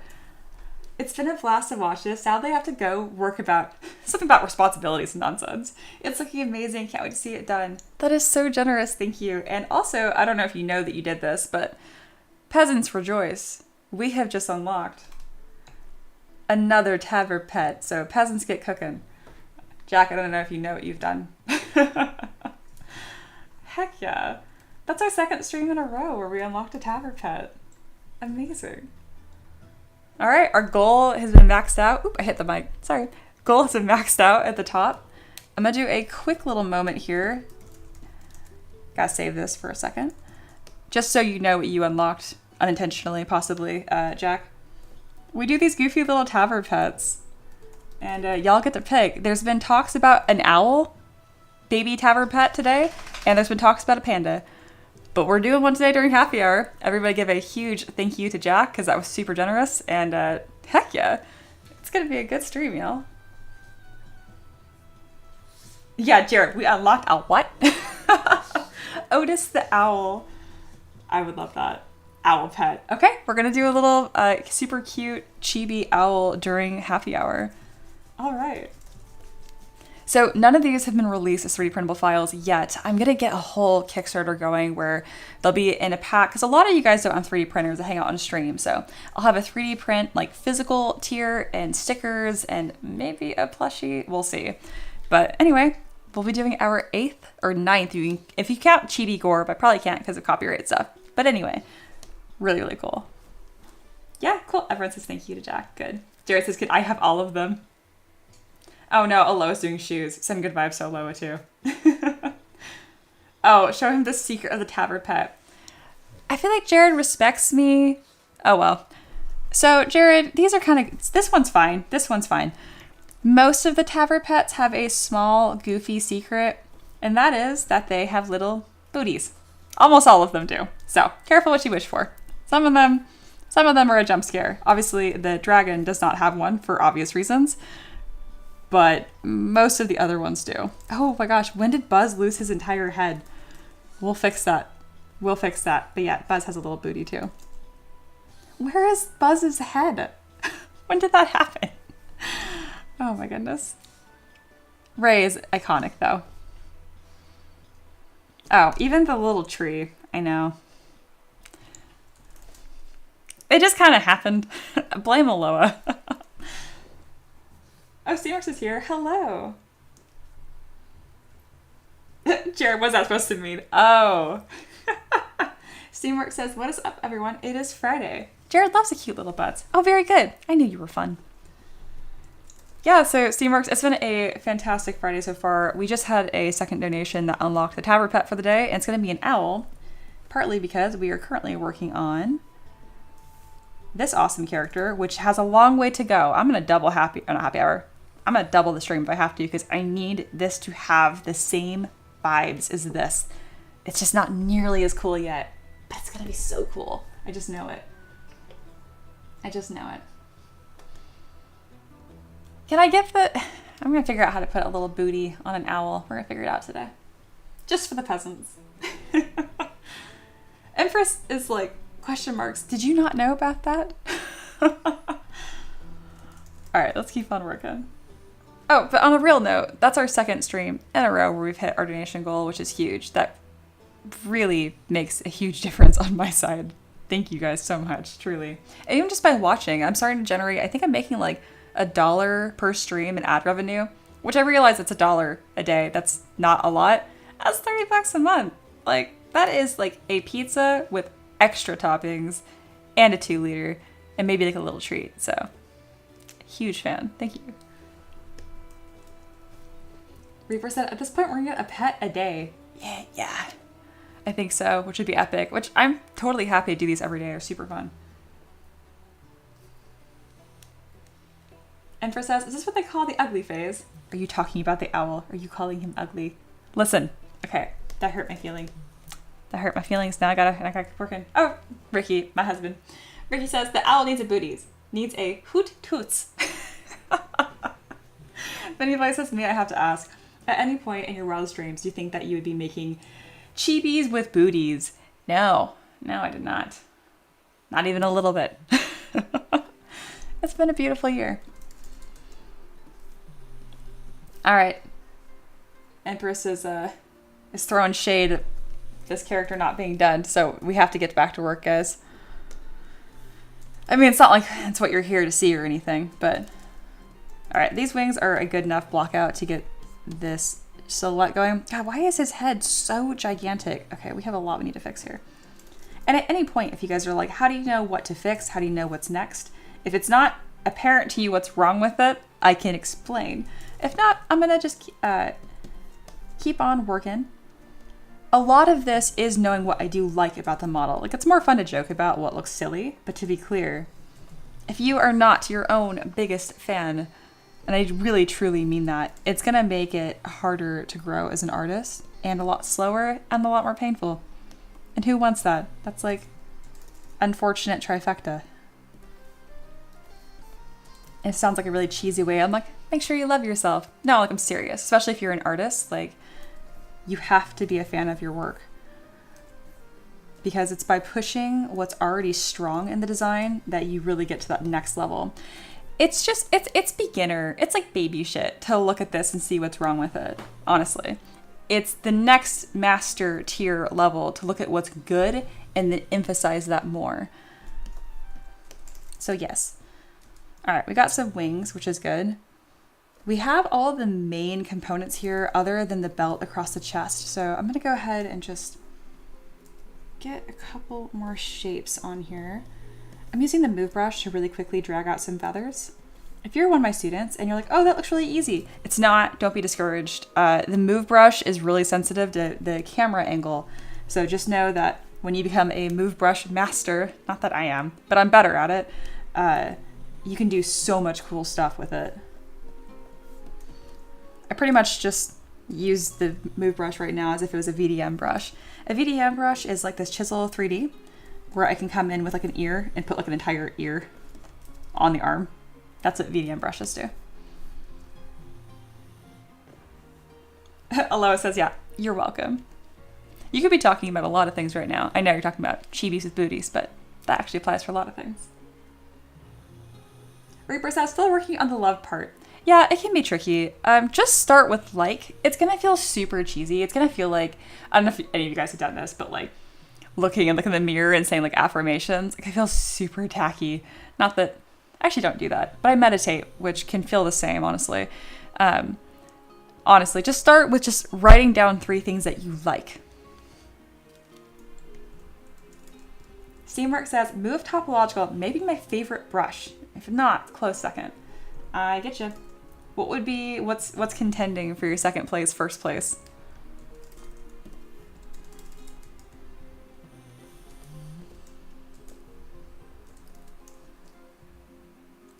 All right, so what's really holding this design back right now is the proportions.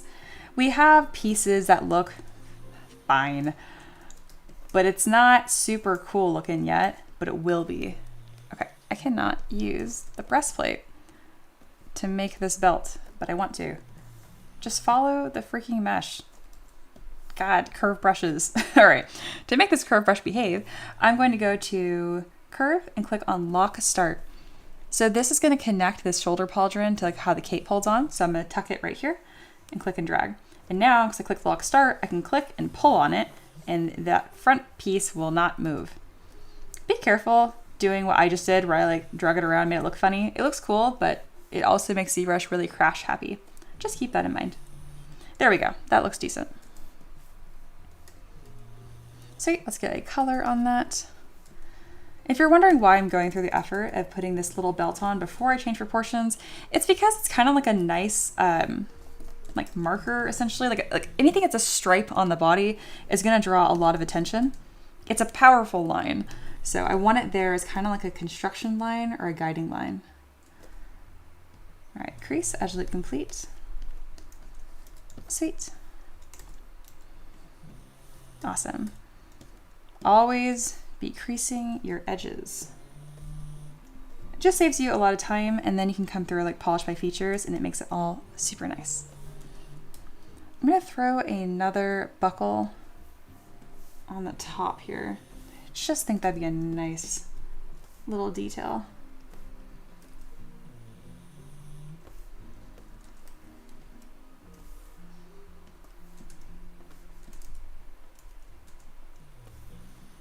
And then this buckle is so big, it's making the proportions of the whole model look like a cartoon. I mean, there's a lot of things we're doing that, but it's not helping.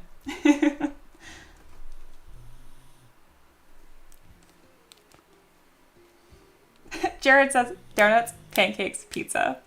Those are 3 things you like. Wow. That reminds me of like the assignment you do as children about like writing down like how to like make a PB&J, but it's teaching kids how to be very specific. Like just now, I was not specific, and Jared's like, you're welcome. 3 foods that I like. Write down 3 things you like. That's fine. Yoni's calling the police. Jared says, is there a setting that gets the thickness of the curved object that gets added? Yes. That would be done using dynamic subdivision. So in this case, the curved brush is a preset thickness, but if you want all of the control, you can do is use your Z modeler brush. Just click and drag all nice and easy like that to the top planes. And what happens is if you isolate just that polygroup, it becomes single-sided. And this is where the magic happens. You can then go to Subtool. Somewhere in here. Whenever I have stuff custom docked on my UI, I can never find it. Where is it? It's under Geometry, Dynamic. Haha. Geometry, Dynamic. There you go. Dynamic Subdiv.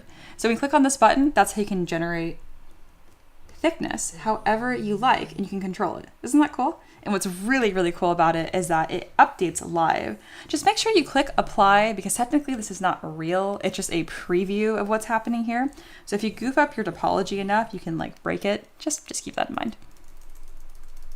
But yeah, dynamic subdiv is amazing, and that's how you can simulate cloth in ZBrush and not break the program. I don't think that gets said enough. If you're going to simulate fabric or simulate anything in ZBrush, so using dynamics, it's literally what's called up here, you have to be using dynamic subdiv. It does not work on meshes with thickness. It just destroys itself. Very important. Jerry said that's very cool, isn't it? That was a great question. All right, we're gonna finally fix these proportions, and we're gonna make him cool, guys. Are you ready? So to do this, we're going to go, which to be fair, just to have a moment here, it's been about an hour and a half. 30 minutes of that was warm up though. So it's been an hour of working on this project, and we've gone from this to this. So not bad, not bad. Just to keep things in perspective. All right, ZBrush is kind of locking up on something right now, so I'm gonna save the program just in case, because it does this before it crashes. Owlfolk, I do like Owlin better, but Owlfolk is how I just name like all of my animal folk. It's like wolf folk, cat folk. I keep it really simple. All right, Owlfolk, warlock. All right, now for the cool stuff. We're gonna use Transpose Master. That's under Z plugin, Transpose Master. So it says T-pose mesh, T-pose sub T. It's super stupid. It should just say start and end. It's all you need to think of. So we're gonna click on T-pose mesh. It just means start. I don't know why they name things so complicated. Okay, we have started. We're gonna make him like a blue. Isn't that nice? So this is how you compose your models. What it does is it takes all your subtools and makes them into one subtool. See? If I hit Shift F to show the wireframe preview, it makes each of these subtools a polygroup essentially, which is really cool. So I can like really quickly select individual pieces. But the big thing is I can do deformations on the entire model. See? Pretty cool. This reminds me of that episode of SpongeBob. Anyway, hey, Foxy's here. Welcome back. It's a hoot to join you. Get out. Jokes. I can be mean to Foxy because they come around a lot. Just in case anyone's like, wow, that's how she greets her new viewers. No, it's just Foxy. All right, so the big thing here is we're gonna start looking at proportions of this character and make this one look way cooler like this one. We have two problems to solve here. Overall silhouette and proportions of the character and the face. The face is smaller, so therefore secondary. It's just that simple sometimes. Let's see. Oh my gosh, that's so accurate, Bunny. This does look like a combination of Hoot Hoot and Duskull. I love that all of you guys, like, or many of you, have the same level of Pokemon knowledge that I do. I know I've flopped on stream before. I confused like the Clefairy line with something else. It was devastating. But anyway, I appreciate the Pokemon references immensely. I was very much so a Pokemon girl growing up. Never super into Digimon. My husband was. Womp womp. All right, I want this to just float on top. Is there any way to like conveniently pin this on top? I don't think so, because Chrome is lame. I honestly don't know why I use Google Chrome. I do not even like it. Bring all to front. No, I just want you to pin on the top. It doesn't matter. Something else I can do that's really cool is I can hold this on top and then I can turn transparency and I can cheat. My favorite thing. See? Haha. You can see right away that my character is shorter than what the original should be. This technique used with caution because, for starters, this character here isn't straight on, and then there is some focal shift and some perspective. And if you're wondering, like, what do you mean focal shift and perspective? Your eye curves things. I mean, that's why things that are closer to the camera appear larger than things that are farther away, right? So if I turn off perspective, it makes everything appear equidistant. So if I increase perspective, I can go to document. Where is this thing I'm trying to show you? Draw. Go to draw. You can change your focal length here. And by increasing it, it actually makes it more flat. But if you decrease it, it will increase the amount of distortion. Let me show you. So observe as I decrease this number and he looks more and more like distorted. That's because what's closer to the camera is appearing larger than what's farther away. And that's kind of just baked into the cake into most 2D illustrations. That's partly why I am ass at drawing because I'm really bad at like understanding perspective. Luckily in 3D, it does it for me and I can just click a button and change my perspective. So yes. Yoni is, we found the Digimon fan, guys. We found him. All right, let's go back. So yeah, so if you're going to be tracing over designs or using them as a reference, just keep in mind that your focal length might be different. So it might cause additional distortion on your side. That's all I was trying to say. Okay, your girl, I do not really have allergies, but for some reason I am like dying over here. I'm going to like take a quick break and take some allergy meds. I'll be right back.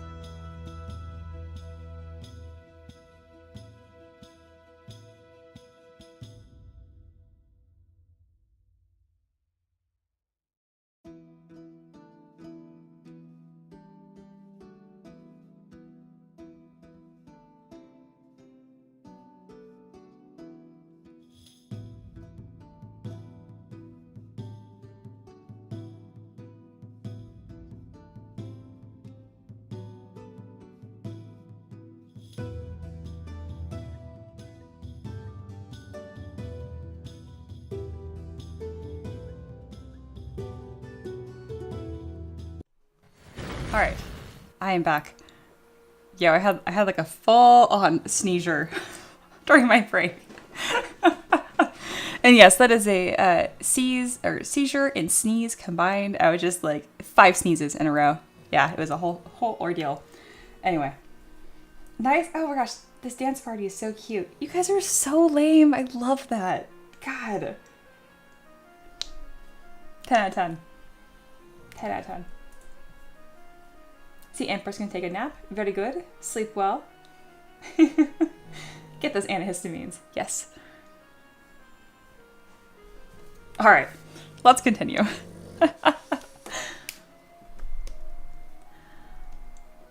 All right, so first things first, I mentioned that my proportions are a little off here. Oh, Alexander's here. And immediate chaos. I love that. I see you pop up, and I know there's gonna be chaos in the best way. God, you're generous. Okay, we had a donation goal today of $30, and we met it. And now you're here, and you did it again. I'm not used. I don't know what happens when I do it twice in a day. Peasants, what happens? I don't know how long you've been here, but we're working on like an Owlfolk. He's really cool. Oh boy. Okay. Alexander's back at it again. This is what he does. Speaking of Alexander, the last time you did this, we had to figure out how to solve it. So instead of doing a ton of mugs, which you have a mug now, by the way, obviously, we made it so the loading screen is that brick wall. I don't know if you saw it, but we now have 20 more names to add. Ricky. Oh no. Thank you so much. If I'm not being clear and grateful, obviously this is hysterical. I love this. It's just, my husband has to add all of these names to these bricks. Really quick, I'm gonna show you guys what that is. So you know what I'm talking about, like the brick wall of the Tavern. This is what happened last time.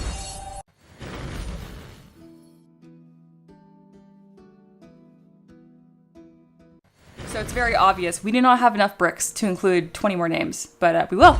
We will. We'll figure that out. Yeah, there's Ricky. Ricky's meltdown. Amazing.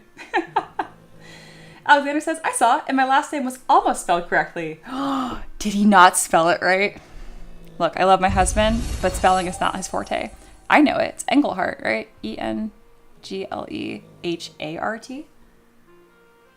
I also spell it wrong in the laugh? I embarrassed myself. Ha! No, I did spell it right. Wasn't me. Heck yeah.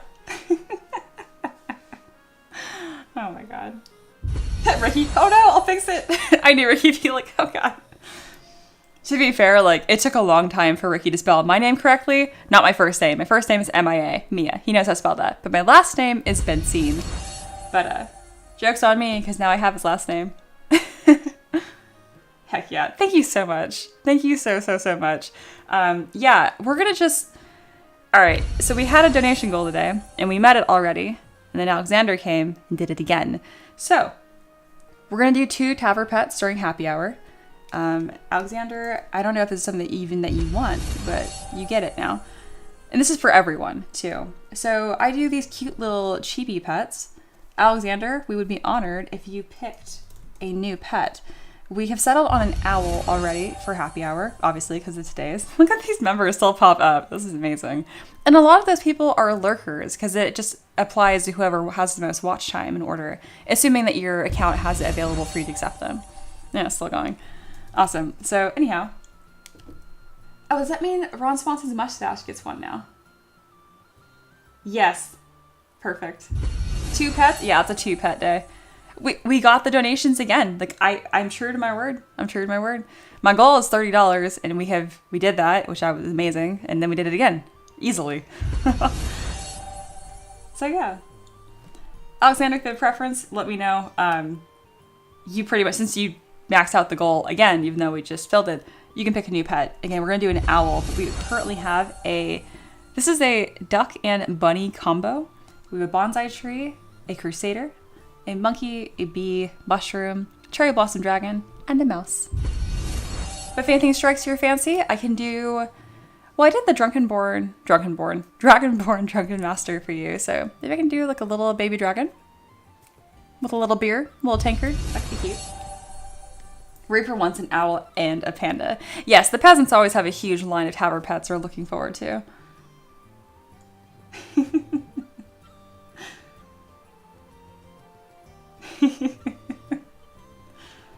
Awesome. Again, thank you so much. Either way, festivities will happen. That means that Clue is now a member again. How funny. Awesome. All right, well, we'll have the Tavern will be remodeled again for, if not the cozy streams, by Monday for sure. A mage. That would be our first little human chibi. Well, I guess other than Carl, but Carl's whole face is covered. Okay. Okay, let's do it. Really quick.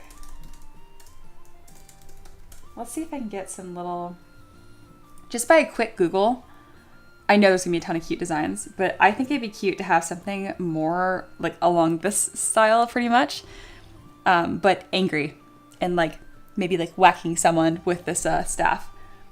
But feel free to start adding different reference ideas for both the owl chibi during happy hour and for this little mage. Awesome, it will happen. And then Aloha, as you now have 2 more things to add a little lore drop for. Amazing. All right, let me get this. This is the character we're working on today. Very good. Yeah, don't forget Carl. Oh, I cannot forget Carl, the Crusader. But like working on him almost wasn't like working on a human because I didn't have to work with a face. But I think for the Mad Mage, we're going to like a giant wizard hat. You know, it's super like low on their face. With like little angry eyes peering out from underneath. Yeah, that's going to be awesome. Awesome. All right. Well, you guys are going to be blessed with not 1, but 2 Tavern pets today. So that means that before happy hour, I am absolutely going to take a lunch break because today will probably be a 4 or 5 hour stream. RB's first donation was to double happy hour anyway, so I'll make sure to honor that. In the meantime, let's get back to our main event, which was the owl. It's hard to forget that I don't just model chibis for a living. If you guys just join my live streams, you would probably think otherwise. And on a serious note, thank you dearly, Alexander. Your support means the world, and means the world to the peasants too, because boy, did they love their Tavern pets. Peasants rejoice. All right, let's make this guy cool. And I don't even know what to do with my bar up here. We'll just leave it. Oh, here we go. Alexander says, my only real request is that we get down the list to my crazy dwarf miner in his cart, that there's a version where the cart isn't on a base, so the model's wheels can be printed and put on tracks. Oh, yeah, absolutely. I always provide a no-base version of my models, but you're right, I probably wouldn't usually have the cart separate in that way because it's kind of a unique one. But yeah, I'm going to screenshot that just so I don't lose that. Mini Blaze, that sounds cool. Alexander always has really cool requests. You guys remember, that's one of the first poses that Ricky did that you guys absolutely loved, the Dragonborn Drunken Master, where he has like the 2 tankards and he's like half falling. Yeah, that was one of Alex's requests too.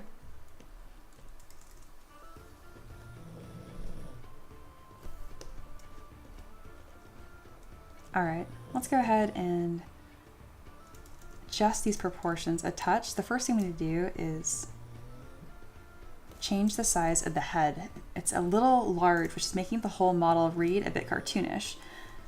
But it's a really tricky balance to strike because again, we have perspective at play here, and then if it's too small, it'll just look like he has a little pinhead. So we will find a happy medium by making his neck longer. This is the likely thing that's gonna happen. So for now, I'll just have it kind of floating. There we go. And then we'll also, like I mentioned earlier, we're gonna broaden his shoulders just a touch to really kind of nail this broad silhouette. Because even though he's a professor, he is wearing like half plate. There we go. So I want this to be a bit broader. And then we can really get an interesting, really nail home like that, the triangles and this design dimension that complement those lazy curves. Mini Blaze says you could design tracks as the base. I actually do have a base, or already have that blocked out, so that's probably what I'm going to use as well. All right, I do think his little legs look a little chicken leggy, a little too long. So let's go ahead and bulk those up a touch, especially his thighs. It just needs to have a better curve with a bit more muscle. There we go. But not concave. All these guiding lines are very important to keep track of. Speaking of, I want to go ahead and pull up the reference, the commissioned art here. There we go. Okay. Let's go ahead and pull this over as its own browser. It's just a little easier to sort. And then because I took a break to have my little sneezer, the mug got reset here. So I can't remember how much time we had left on Tavern Keeper's Craft. So I'm going to work on this until I don't want to. Foxy says, thick thighs save lives. And in this case, coherent lines and silhouette. But yes.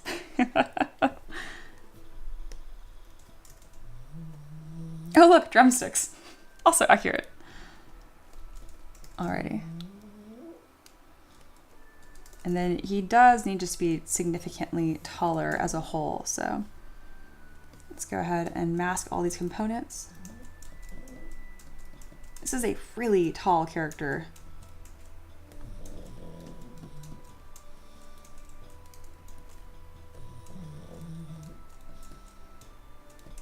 I'm doing that thing where I know I'm looking like I'm mad on stream. It just means I'm thinking. There we go. A bit longer, a bit taller. But I can't make this, I can't increase the size. Otherwise you can really easily undo proportion changes. Just be really careful about that.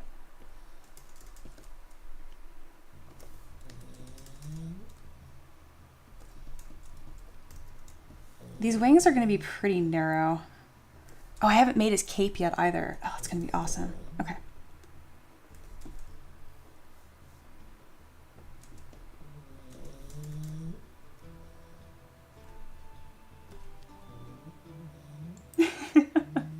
Foxy, I think the same thing.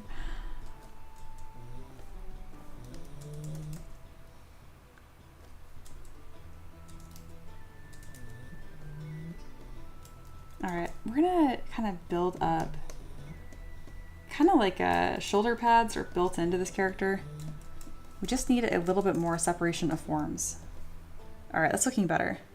Yeah, very cool. Awesome. Okay, now it's time to refine this head a bit.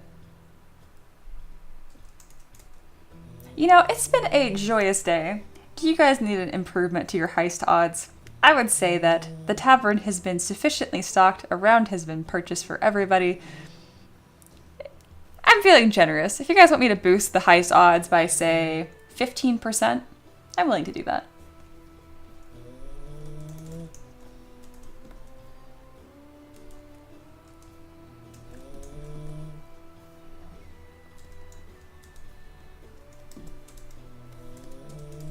I won't tell you what the heist odds are currently, but they are abysmal.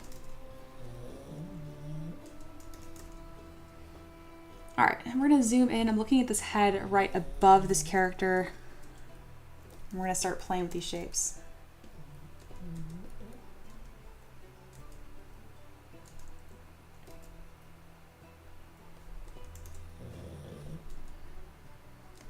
Also, it's been pirates for a hot minute here. I'll probably change it to something else tomorrow.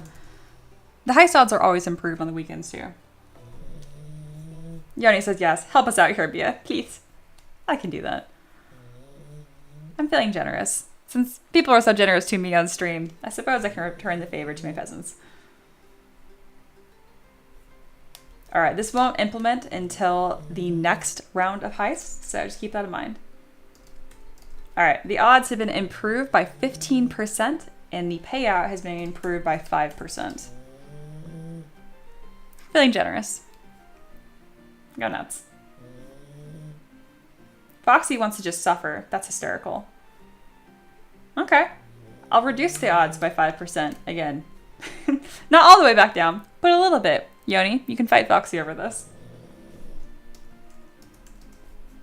Alright, odds got buffed and then nerfed a little bit. I don't make the rules. Except I kind of do.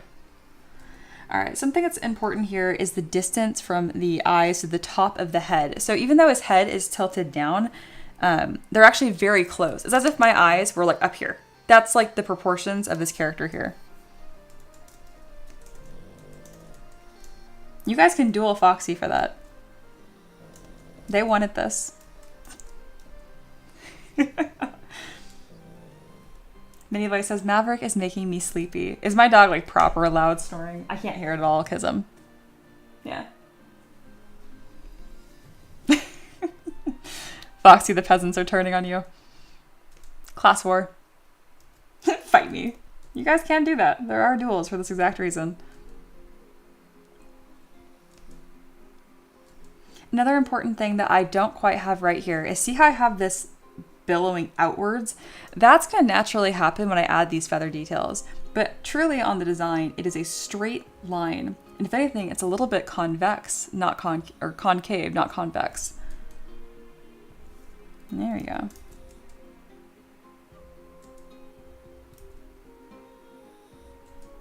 And then I'm really looking at the distance between like the eyebrows and all the main features on the face. It's quite severe. There we go. Yeah, I didn't realize just how upright this is. Like the angle of attack to the eye to the rest of it.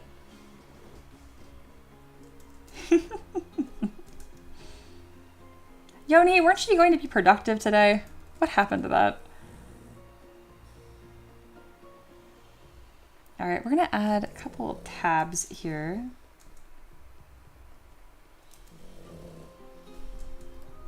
My version of him looks so tired, which is fine, but that is not the character. There we go. Yeah, this is a weird pet peeve. I'm gonna share a little bit of Mia lore for y'all. I mentioned before in college, I was quite miserable, right? Aren't we all? I'm out of college now, just to be clear. Been out of college for a long time. But college was the worst, and I was very tired because I took many classes and it's engineering and blah, blah, blah, blah. The amount of people that thought it was normal to start a conversation with, wow, you look tired. Do not be that person. Oh my God, don't be that person. I remember it was like a couple years after graduating, Ricky was like out of nowhere. I mean, he's my husband, so he's very sweet. He's like, oh, you're very pretty, blah, blah, blah. But he was also just like, your skin looks really good. And I was just like, yeah, like I've been sleeping well. And then he shared with me that he honestly thought that like how dark circled I was in college. He's like, I just figured that was your face because you looked like that for years. And I was like, I don't know if I'm hurt or flattered. But yes, the moral story, literally never greet somebody and say something like, wow, you look tired. That is psychotic behavior. Nobody likes that. Anyway, we're gonna make him look a little less tired.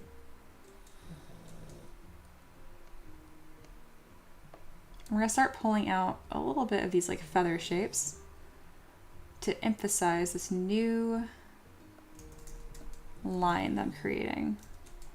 These eyebrows are gonna be the death of me. They are so important and they're so sensitive. Oh my God. Okay, we'll worry about the eyebrows more when we're outside of Transpose Master.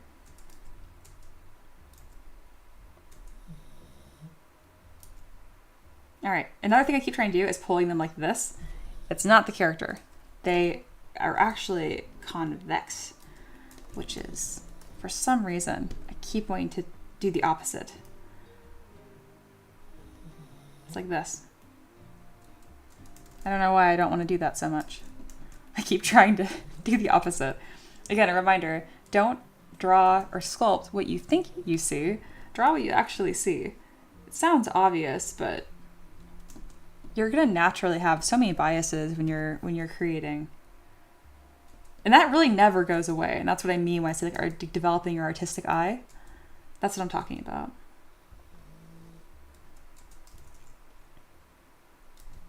All right, I'm gonna create like more of those lines later, but either way, he's looking much cooler. The things are happening. The shapes are shaping. I think I need to let go of this line right here. I keep trying to make it work. It's just not working. I want it to work though. I feel like it's supposed to work. It doesn't. Give him a little chin and move and be done with it.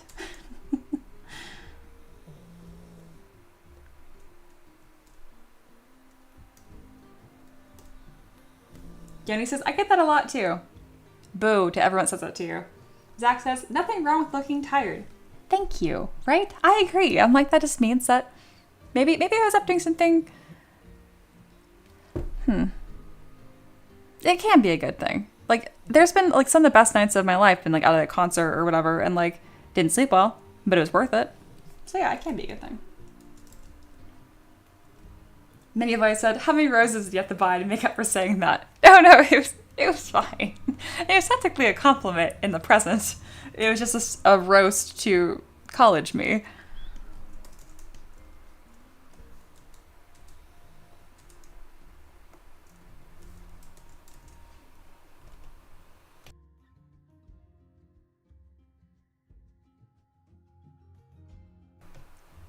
Foxy says, you guys mean there's an option to not look tired? Yeah, no, seriously, it takes so long.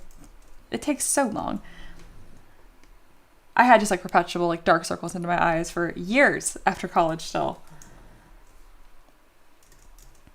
All right, this beak is not quite in the right position. God, this face is difficult. Let's make it easier on myself and just line the darn thing up. Even if it is like off proportion wise, it doesn't matter, or not proportion wise, perspective wise, I can still get a lot done.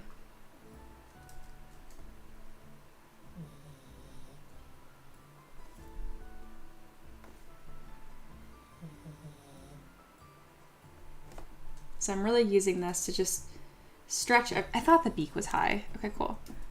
To like kind of double check my work here. Yeah, it's better.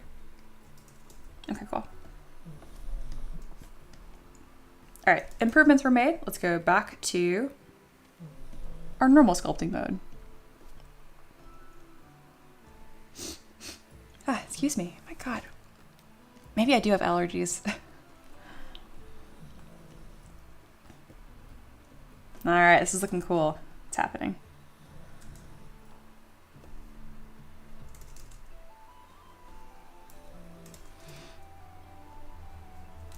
All right, I'm trying to grab the section at the back of his head, and it's just not wanting to. There you go. Just want to change the shape. Let me change you.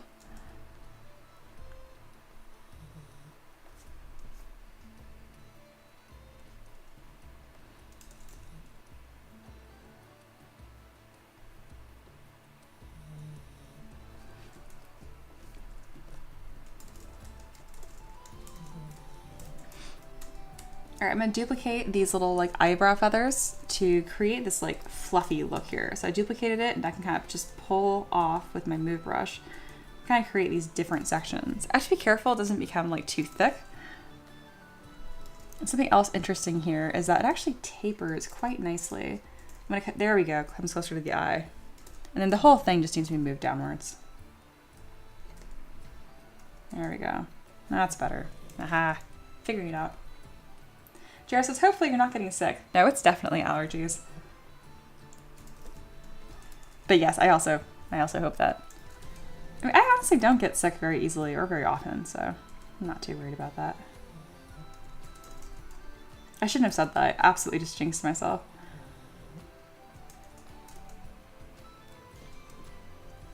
All right, I need to grab tissues. I'll be right back. Rip.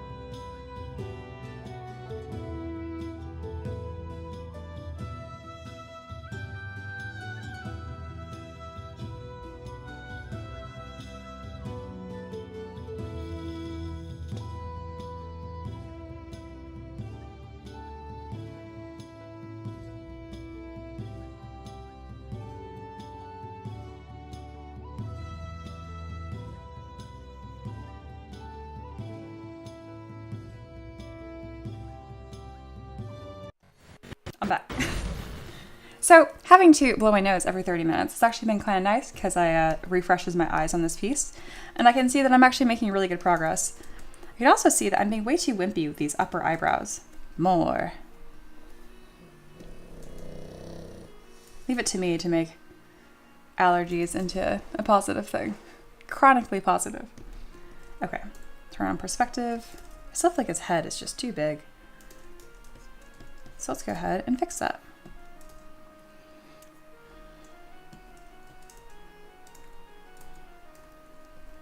This has been such a fun stream though. Thank you guys for being an absolute delight per usual. An extra shout out to Jared too. I guys appreciate you stopping by. I really do. So in my, you know, I mean, I never had like a career. I just had like one-off jobs when I was in college, but I would never talk to any of my bosses or coworkers from previous jobs, except for Titancraft. You guys are wonderful. Everyone else? No. So it's just nice having like colleagues that I genuinely like, and I see you guys around and I'm like, oh, this is great.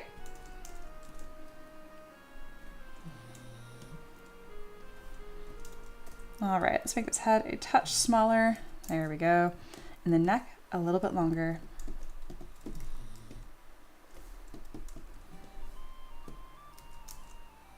Perfect. And then one of the main cool elements that we don't have here is this cape.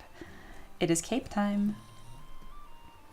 All right, so to make a cape, simply just import a plane here, enable double. And I encourage you to make it a somewhat different color just so it contrasts the character a bit better. There we go. Let's make it a touch more narrow and then use your 3D gizmo to taper it. Just like that.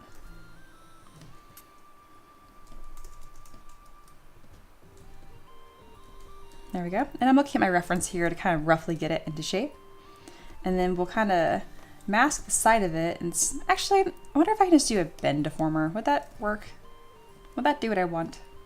It looks cool. We'll go with it. But what I actually want though is for it to loop up onto the shoulders. So we'll just mask individual sections and just kind of manually bend that on over. Oh, it was not in symmetry. That's fine. Mirror and weld, fixed. Sweet. Oh, sweet. This will actually help me make a stronger silhouette too. Oh, good.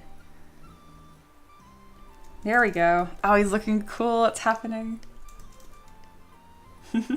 Mini says, what is Titancraft? Gasp. I'm so happy you asked. Bam! You can make your own custom minis. It's awesome. They're awesome. Go look at it. I demand all the peasants to click on this link. Like, I'm being totally serious. Click on this link. But yeah, this is Titancraft. Add a character. Let's go make I'm a big fan of tieflings. Tiefling female, add to scene. And bam, there you go. You got all these different options you can make, and quite a few of these are not the majority, but some of these are things that I sculpted. I doubt you guys will be able to tell. But yeah, so let's see. I want to give her a fun hat, which even with the horns actually does a pretty darn good job. No, I want to give her a halo. She's going to be an angel devil. Oh, a companion. She definitely needs a friend. Oh, heck yeah. And yeah, these are all compatible with 3D printing. If you don't have a 3D printer, doesn't matter. You can just order one. I want her to be mad. Nah, I'd be happy. I would be... Oh, a battle cry. That's unhinged. Let's do a nice smile. But yeah, this is it. You guys should play with it. It's super freaking cool. You really can't go wrong. Ooh, and then you can click on like where you want to add weapons. It's so freaking cool. Like, yes, did I work here? Am I biased? No, I'm not. It's just a fantastic product, seriously. And then these are all your different sub-clothing options too. I want a cape. Yeah. Do you see how it just works? Like, it just works. Can you guys see how much this influences like how I design characters? Like, this is why. So yeah, there you go. Jared says, yeah, custom minis. It's what I'm working on right now. Show them this. Show them some of your assets, Mia. The Manila pack. You can filter by them. Oh yeah. Let's see. Let's go to filter. Medieval pack. Done. Yeah. So I made some of these. Me immediately forgetting like which things I have made or not made. Oh, the different bodies and stuff too. But anyway, all these assets right here. I recognize that. Yeah, I made that. That looks similar to what I make for my monks now. This was so much fun. Oh, I remember doing this, the whole like cleric set, or not cleric, but like crusader. That was cool. But this was a hoot. And it's only run by a couple of people, Jared and Andrew. Jared that's in our chat, our esteemed real life Jared, works on this. All the programming and whatnot, which there's a lot that makes this work as smooth as it does. So yeah, check it out. Hashtag not sponsored, just love them. Steamworks says it's pretty wild, right? Again, I posted it in the chat. You must click on it and bookmark it while you're at it. The power of character creator. I need to try it. That was not character creator. That was Titangraph. But yes, you should play with that too. Especially all of my like students. That's a really good place to like draft different pose ideas, different concepts, really quick silhouetting too. Steamwork says, an off-topic question. Do you know of a good substitute for Model Master Enamel paints? They don't exist anymore. Aw. I personally use Army Painter. I use Army Painter speed paints, and I really like those.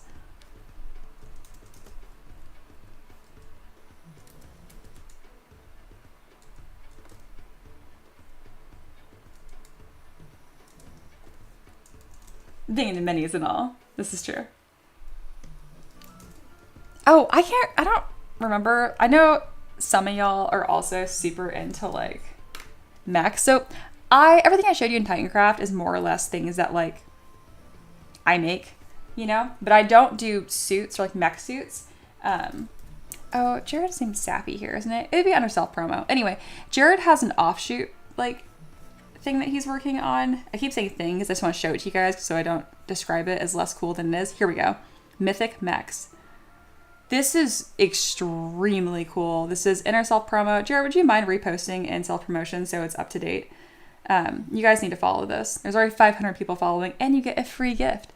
But it's the same thing as Titancraft, but with mechs. Like honestly, if you guys request mechs from me, I might just be like, no, just please go here. That's not what I do. Pretty freaking awesome though. Again, this isn't out yet, but it's going to be. So Follow the Project is launching this year.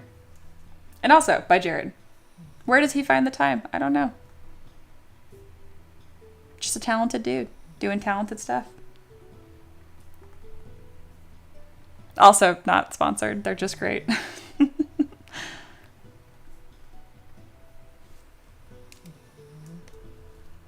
Oh, you need enamel base. Yeah. Thank you, Jared. Aloha says, my project right now is in a biblical level of trust the process. If you need a little pick-me-up, feel free to like post it and share your art and we'll all hype you up.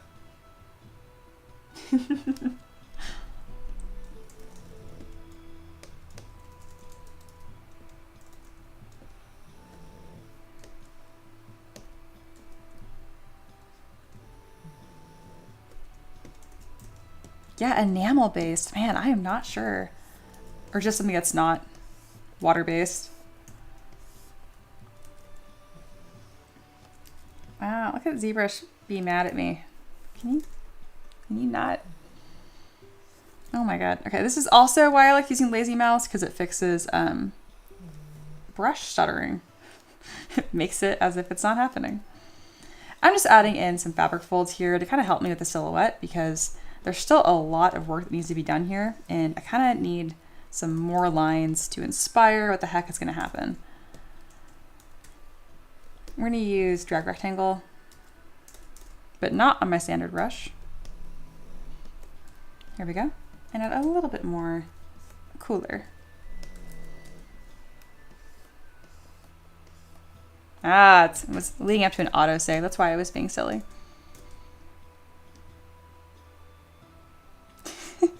Jump scare. Sorry, guys.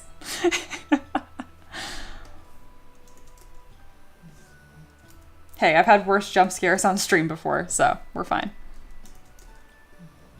All right, he's looking pretty snazzy, if I do say so myself. I'm figuring it out. Ooh, Ricky is starting on some pulled pork quesadillas. Awesome, awesome. I'm really excited about that. Yeah, I'm getting hungry.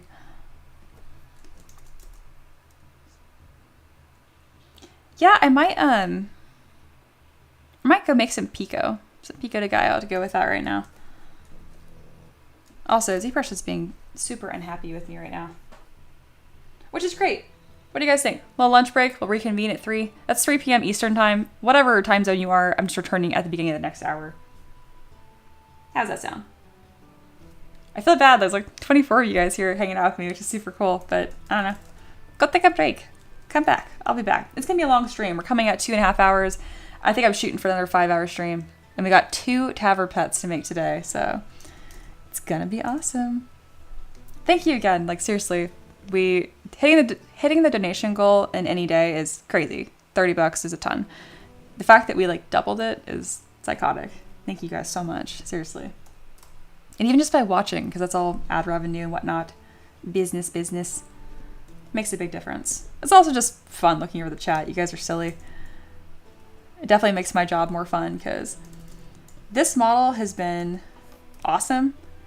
Some models can be a bit of a drag, even if they end up looking cool at the end. So by streaming, it kind of just makes the whole process more fun, and just appreciative to have you guys here. I feel like this model is looking really dark. Let me brighten up this scene by a touch.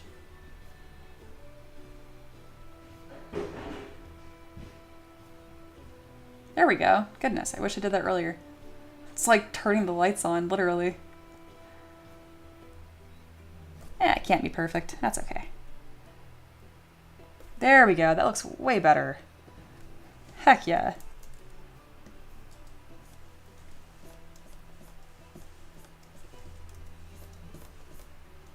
All right, well, not bad. This is what we started with today, and this is where we are now.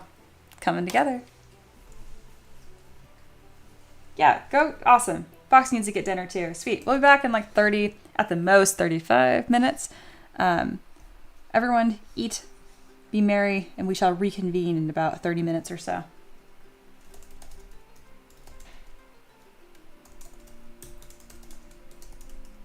All right. You guys have been delight. I'll be back. Bye. But not forever bye. 30 minutes bye. Later.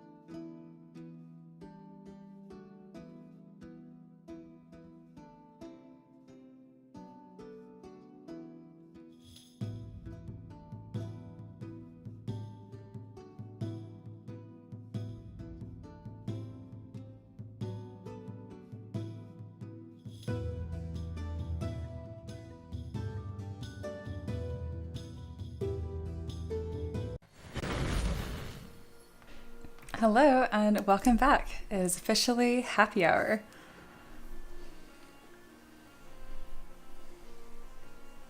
Let all of y'all settle in for a second. I had a fantastic lunch. I had some pulled pork quesadillas and then I chopped up some fresh pico while I was waiting for Key to finish frying them up. Turned out fantastic. Hope you guys also had a nice little break. At the very least, if you haven't, make sure you guys get some water, all that kind of good stuff. Stay hydrated. I barely drank any water today. I keep forgetting. Had to get my little strands back.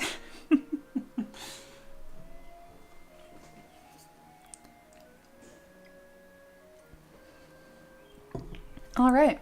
Well, it has been a momentous stream. We have filled up our donation pool not once, but twice.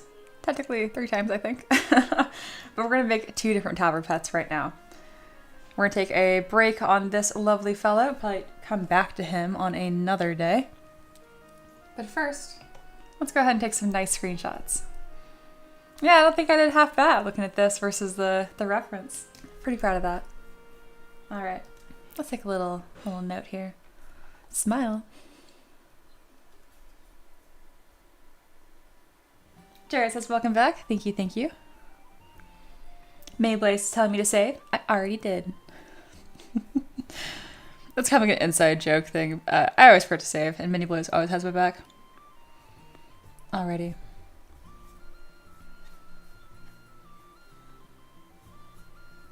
That's pretty cool how much progress that we have made just today. Always edit your screenshots. I swear, makes such a difference, even if it's small. I like to bump the sharpness quite a bit, and I like to edit my thumbnails small too, because that's what you're going to end up seeing. That's how they're being used, so always make sure you're editing stuff as it's actually going to be seen. Little pro tip. All right, I see I got lots of messages from students. Amazing. I'm assuming it is feedback time. Made some great progress today.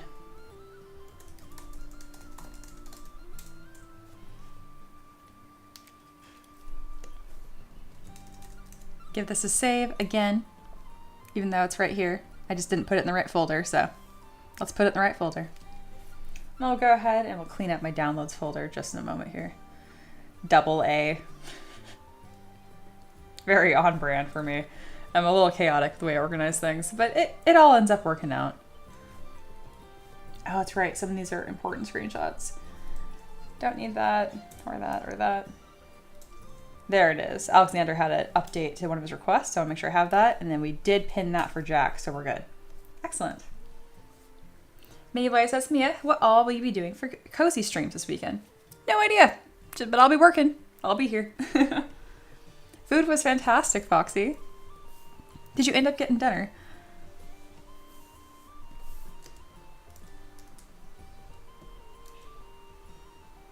Adding a little bit more texture to this, even though I said I'd be done. I kind of want to keep working on this, but I understand. You know what? I can loop back around. Maybe we'll have an extra long stream today. It is time to make some Tavern pets.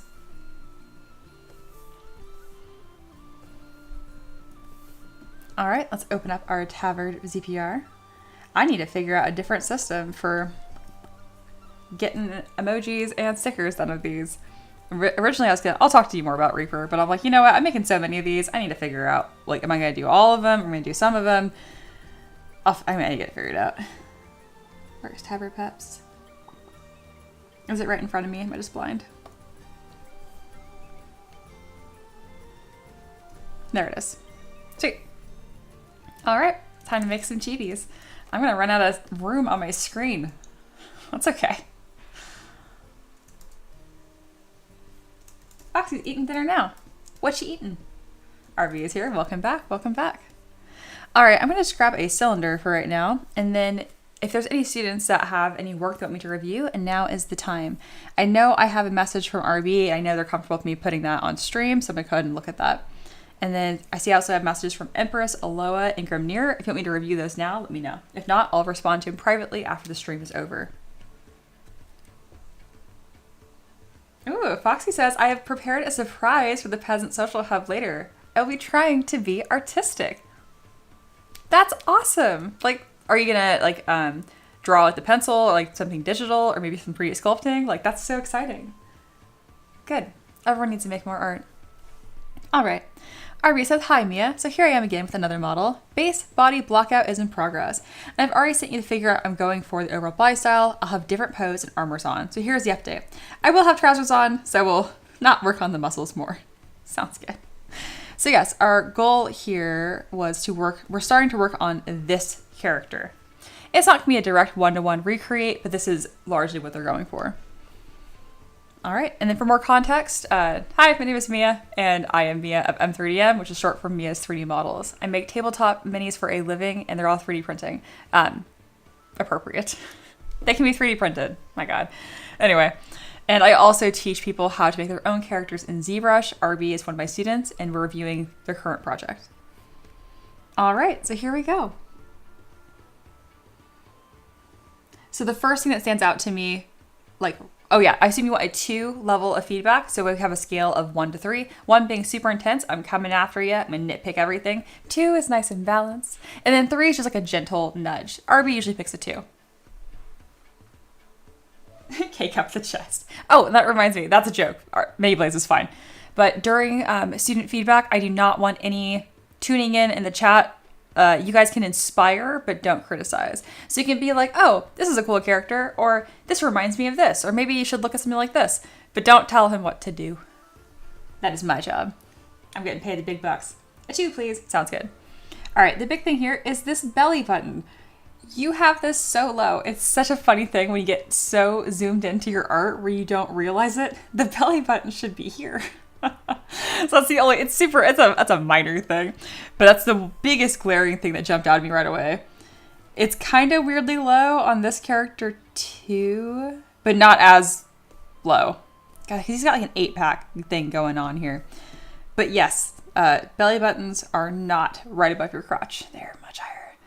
They're kind of lined up to where the indent of the waist is. So see how this starts to indent here? It's going to be closer to here. You also went pretty heavy-handed with this interior serratus muscle. I'm pretty sure that's what it's called. Interior serratus. I'm trying to get better with the real names on things. Here you go. All right, so this muscle, it's like, is it a muscle or is it a rib? It's kind of both. It sits on top of the ribs. And you only see this on someone with exceptionally low body fat and being quite muscular. So it kind of sits right up here. And I think that's kind of what you were going for here. Like, that's what this is. Truthfully, not certain what these are. I imagine you probably have them on this reference here. The more I look at this, the more I think it's AI. Don't reference this carefully. There is some whack stuff on here.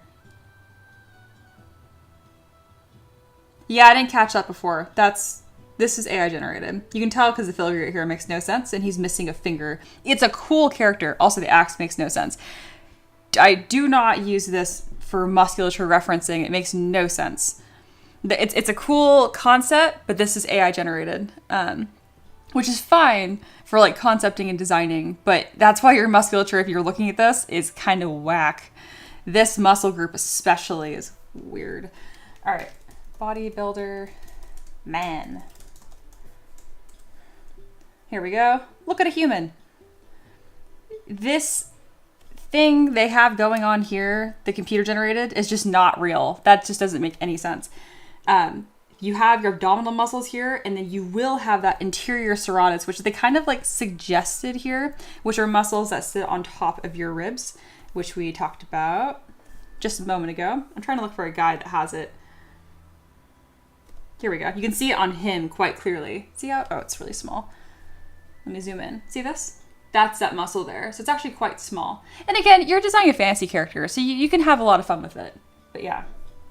You're off to a great start. I love how confident your strokes are. The pectorals look fantastic. I'm also very proud that you have this is correctly placed at the top of the clavicle. Good job. I would beef up the biceps a bit more because it's a bit flat here. So underneath the bicep, that's correct. That is quite flat. but your triceps will be poking over the back a little bit. And then the tricep and the bicep meet like at a point. I'm not buff enough. I'm going to get ripped just so I can do this better on stream, I swear. But see how my deltoid, you can kind of see it pinches. This is my deltoid muscle, even though it's small. It's like a teardrop shape, and it terminates right here, which is, if I rotate over, that's where my tiny non-existent bicep, I need like a flashlight. That's where it connects. So on yours, you have it a little more rotated. It'll be a little further back. But it's looking good. I see that the legs aren't super developed yet, but they still look really good blocked out. I love that you have your head reference for height. Beautiful, beautiful. You have very stylized, confident blocking in here, which I like. Review your back muscles again. Your trapezius muscle is correct, but there's some funniness happening right here that's not, is not the real. But it's looking quite nice. RB says, oh, okay, I did not pay attention. I just went nuts in the reference image and not look at anatomy. I felt it looked off. Yeah, and that's why, like, I think I mentioned this before, never work from a singular reference. I apologize. I showed this off for the first time. Like, when you mentioned you grabbed this, I glanced at it and I was looking at just like character design. I didn't realize it was AI generated, but now I'm looking at it, I'm like, this is not real. In this weird vein. I can do like little snapshot tutorials for you guys of how to identify something as AI quickly. And it's not about like, oh, the evil AI overlords. It's for my other, like, for my students, because if you reference this, you're gonna make weird, wonky art. So literally, whenever you're looking at references, you should be typing in like human, muscle, anatomy. And then type in like medical journal even after it. Look at stuff like this. And even then you might have some stuff that's AI generated in here still. But like, that's a pretty good place to start. Muscle disorders, MedlinePlus.org. Perfect. That's reliable. 16 muscle disease disorders you need to know about. This is actually a great place to find references. All right, I hope that helps and gets you off into a nice direction. Keep on working. You are doing fantastic. I know you feel embarrassed. Like, that's, if anything, if you don't feel embarrassed you didn't know it was AI. Feel embarrassed you had one reference. That's silly. That's amateur stuff. You know better than that. Always have many, many references for whatever piece that you're creating. Otherwise, you're just copying. You're not referencing.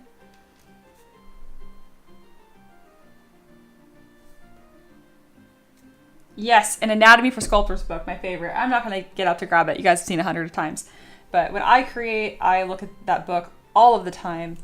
Again, that's Anatomy for Sculptors. Anatomy. Don't mind my typo. This book. Fantastic book. Big thumbs up. But good work. Keep on going. And then Empress, I'm not sure if you want me to get back to you. Aloha actually did read your message during stream or happy hour. Super, super cute. Love that. I'm going to respond to you afterwards.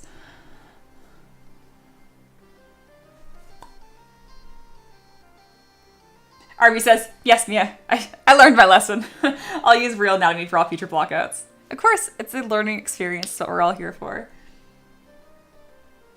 Medievice picked up 2 Dragon Age art books today. My girl, I love Dragon Age, and I also love art books, so I have both of those.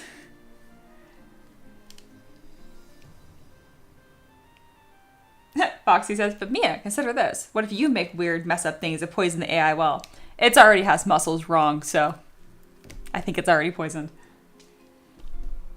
All right, we are now going to work on a chibi owl. I'm not certain if I'm gonna do both Tavern pets today or if I'll save the second one for Monday.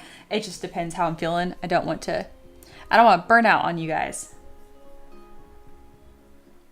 That would be bad. So we're gonna look up some chibi owls and I'll kind of show you how I grab some references and I can create my own work without just copying other people outright. So I'm just gonna go to chibi owls, Google image search. I'll also type in the same thing in Pinterest. It searched my boards. No, search the world. Don't just search me. Come on. Oh my God, Pinterest. It's like, do you want to look at your stuff? I'm like, no, I just want to look at all the things. Here we go. Ooh, that's cute. So I'm looking for things that I think are simple and quintessential and successful designs. That's really good. Normally I would pin that, but it's a little too, that's AI, I can tell. Sorry.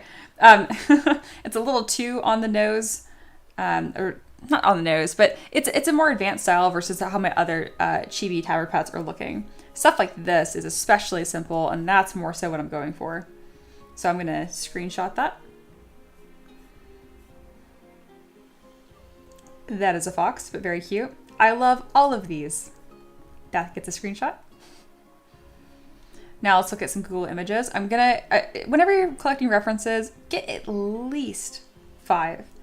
I've referenced the same artist before. I referenced them for the monkey. This really simplifies the forms quite a lot. I like that. I'll grab that too. And now I'll take all of them and throw them onto a board I have up here, which why hide it from you guys? Let me just move it. I'm like, you know, I'm gonna talk about it, but you can't see it. There we go. All right, and I can come up here, click on attach files, and I can grab those screenshots really quickly. Perfect, so this is going to be referencing while I create this new cutie patootie. And just to make more sense, why don't I just keep it on screen? There we go. Amazing.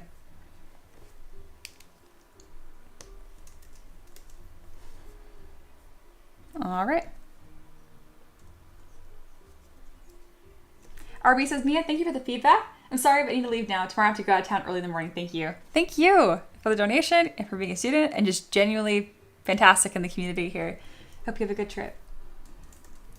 First thing I'm going to do is grab a base. I'm going to append. That looks like a base. Perfect. And I'll unify that in my scene. Unify just puts it dead center, which is exactly what I want right now.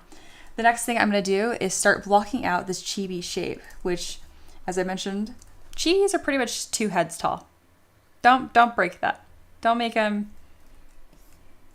That's not a chibi. That's a chibi proportion. Sometimes it's just 1 head tall, and then you give it like tiny, tiny little legs. Like, there you go. Chibi. Like, think like Kirby, okay? Kirby is chibi proportions. You'll notice that all of these are pretty much that way. I pretty much make them all 2 heads tall, and the reason why I'm being consistent with that is because I want all of my Tavern pets to look uniform and will look nice on a sticker sheet or emojis or whatever I end up doing with them. Even the bonsai tree is 2 heads tall in design. That was a hard one. Alrighty. What color is this going to be? I like the white with like the what is it? Barn owls, I think. They're just so pretty. So maybe we'll go with that color scheme, like a nice tan. But there we go. We'll have this shape here. This is kind of tricky because the entire owl looks like a circle, like a egg shape. All right, so let's kind of scale that down. Let's make the head a bit larger. So we're going with kind of like this upside down egg shape, I think. All right, that's a good starting point. And then let's make these little wings. That's gonna be a huge part of that. Oh, and tiny little feet as well. So we'll come in with my IMM Primitives brush and click and drag a capsule. Having these somewhat high up on the model will be important. We're gonna just grab one and work without symmetry for right now, and then I'll kind of flatten it quickly using a bend deformer modifier, which is pretty much just bring up your gizmo with W, hold down Command, and click and drag to flatten a section. Nice, and now we got a little wing to start. I'm going to Dynamesh it at a low resolution to finalize these shapes, and once I find something I like, then I'll clean it up with ZBrush. There we go, mirror and weld. And let's start bringing in that secondary color, which is going to be kind of like a warm cream tan color. I like going more on the red side because I just don't like the yellowy green color. That's just a personal preference though. There we are. Manylife says, oh, you should do it white like Harry Potter. Oh, Hedwig? I always loved his owl. Hate what happens to it though. Yeah, it's sad. Her name is Hedwig. All right, and then these wings will be the perfect shape for a little tail feather. So to do that, we're simply going to duplicate the wings here with Command-Shift-D, auto groups, Command-Shift-Click, and you can delete hidden. Now that you have this little tail, let's just throw it on the back. Mirror and weld, and another Dynamesh in symmetry.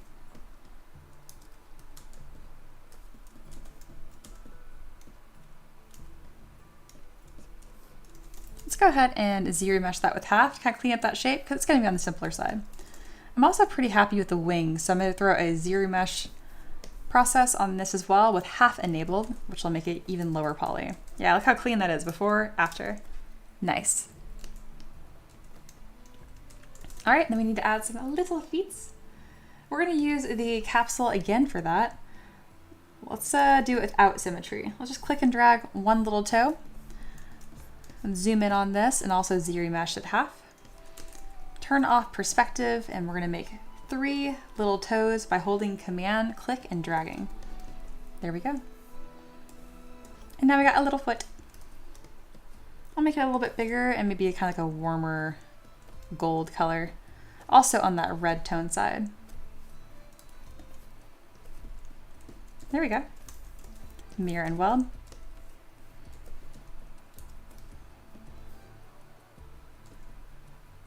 Perfect. All right, next, let's work on the eyes. You know, it's gonna have the same like little hat effect that we've been working on for the monkey. Interesting, that technique's been coming up a lot.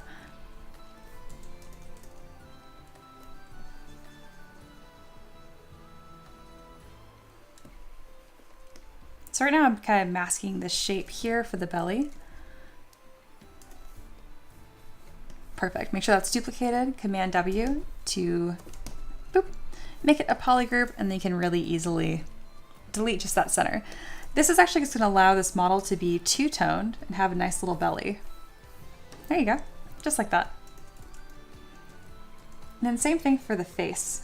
We're gonna hold down Command to do this mask, and it's gonna be like this nice kind of like heart shape. And then we'll worry about adding the eyes and whatnot. If you hold down Command and Option and double click, then it will, or not, you don't have to double click. Each time you click on the mask, it'll harden that edge. I'm actually going to, never mind, I'm not gonna do that. And then Command is Control on a Windows. Same thing, we'll hold Command W, Control W on Windows to go ahead and mask that section, do its own poly group. And then we're kind of making this little hat that will sit on the model. There we go. And then soon it'll be time to add eyes. There we go. Cute, cute, cute. What is the difference between Dynamesh and ZBrush? Dynamesh will dynamically add and remove resolution or polygons to your mesh based on details or deformation you have. ZBrush will aim to put even quads all over your model. You can guide a ZBrusher on how it's going to affect your model. Dynamesh cannot be guided. Dynamesh is like, oh, I got this. I'm going to make all the decisions for you. ZBrush, you can actually paint on different poly groups and whatnot, or poly paint too, to kind of guide it on where it's going to go. It's really, if you want to think about it, Dynamesh is for rough passes where you can quickly, dynamically change your mesh as you pull big, complicated shapes out. ZBrush is for taking what you already have and cleaning it up. But technically, you could use either for either process, but they definitely have strong suits. I want this to have more of like a heart shape. 1, because it's cute, but 2, it makes the design read better. There we go. And the other part of this is it's gonna need like those little eyebrows. I know it's weird that I've waited this long to add the eyes. It's just because this design is going to be very dependent on the secondary forms. Secondary forms are pretty much just what is complementing the main shape. And the main shape is just a sphere, really, here. Here's the main shape. That's secondary, the little wing is secondary, the little feet are secondary. And then chibis don't really have tertiary details. They can, but do them sparingly. Oh, ZBrush crashed. What are you so mad about? Well, we'll just wait for a second. Hasn't happened in a long time. And speaking of, this is a time for my students and prospective students, if you're interested in my mentorship program, ask questions. Ask what the heck I'm doing, what this program is, if it's for you, if my mentorship program is for you. I am an open book and happy to share what I know. Sweet, I didn't lose too much work at all. And that's because I obsessively quick save. Click and drag and add those back. Speaking of, I think they look better if they're a little bit smaller. Kind of a rule of thumb, if I ever lose any work because ZBrush crashed or for whatever silly reason, I always make sure that I don't redo the work exactly the same. I always make sure, like, okay, since I have to redo it, how can I do it a bit better?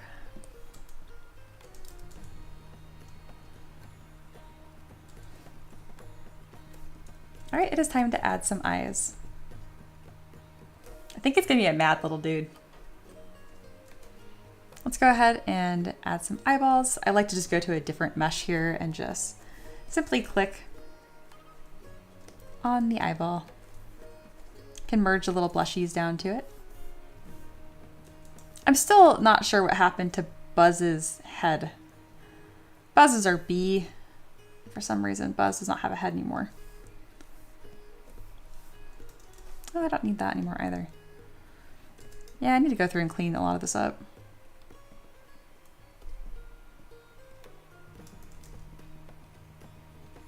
We have so many of them now. Oh my goodness.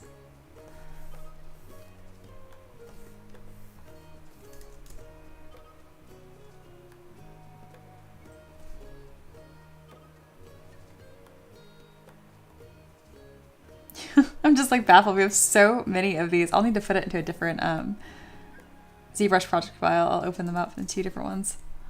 Okay. That's just more organization for later. But first, I have to make sure Buzz still has a head.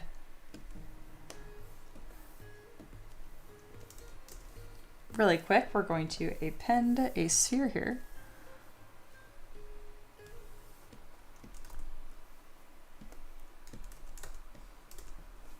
At some point, I accidentally deleted the head when moving stuff around, but luckily it's really easy for me to just come through here. I know it's just a sphere. There you go. Perfect. All is well again.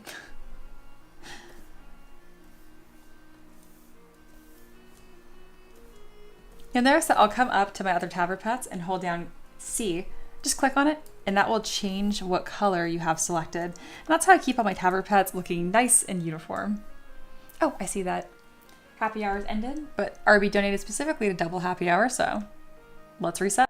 He doesn't want to reset. That's okay. I can make it happen. Boop.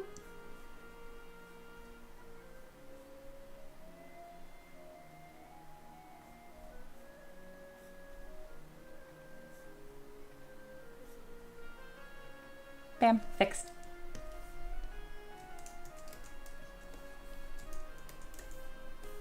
Let's go with more of a brown, a dark brown. I really don't encourage you to incorporate, like, you never really want to add like straight blacks and straight whites into your design. And looking at that's like, oh, that's straight white, that's straight white. It's usually, it's never all the way up in this corner here. You stay away from the corners. Just stay away from the corners. It's going to desaturate and make your whole design look flat. You want to stay in these mostly less saturated colors, and then you can come over here to add some like really strong contrast.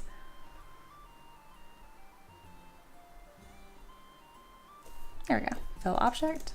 And instead of grabbing eyes from somewhere else, let's just import some spheres. There we go. He's beautiful. Done. Jokes. Let's go with the black eyes.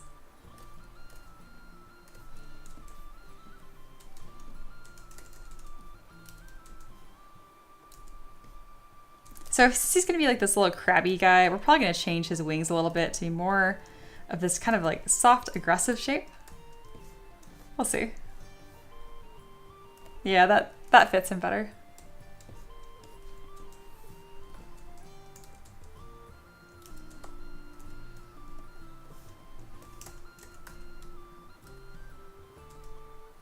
There we go. Let's make the eyes much bigger because at the end of the day, this is still supposed to be like a cute chibi. So we want to stay true to those proportions. And then we'll import some little capsules for the blush.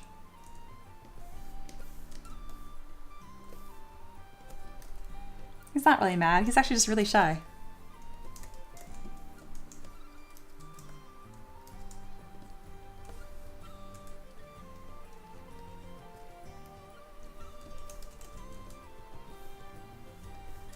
Mini Blaze says, where is his beak? Do you really think I'm not going to add a beak, Mini Blaze? I know you know this. I'm not going to add one just because you said that. We'll do it later.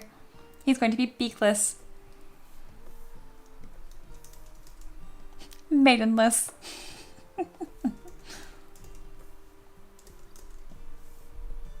So right now I'm ZBrushing this little hat just to make it a little lower poly so I can mess with those proportions a little easier. You want as few polys as possible, it just makes your whole design easier to control.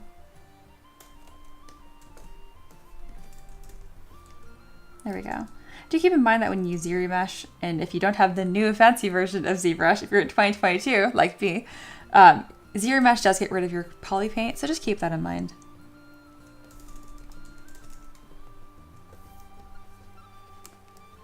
Mayblaze, sniff, he can't eat. Nope, look what you've done. Now I have to make an example out of you, Mayblaze. If you can't tell, I hate being told what to do during the blockout phase when it hasn't happened yet. It's like you're mopping the floors. You're actively mopping. And someone walks in and says, you missed the spot. It's like,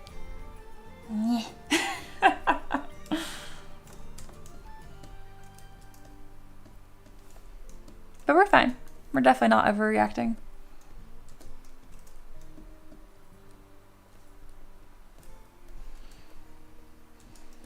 I think it'd be cute if you had these little feather tufts. I'm starting to give most of these models, if applicable, because obviously, like, I don't need little fur tufts on like the bee. That wouldn't make any sense.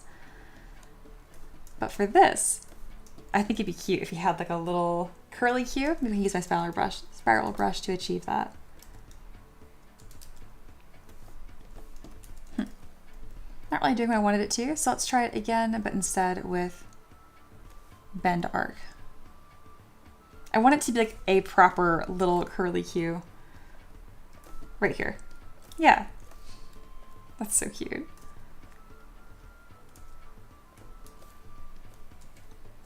Oh my gosh, cute. So this is a secondary form. You can't start with the little details until you have the base done, right? And it seems obvious, but that's one of the hardest things for students to get used to because they want to get into the details or the next step all the time. Foxy says, Mia gets mad, makes life take the lemons back, burns life's house down with lemons. It's a mood. It's a full mood.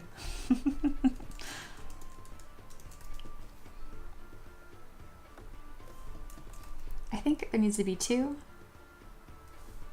Nope, just 1. Just 1.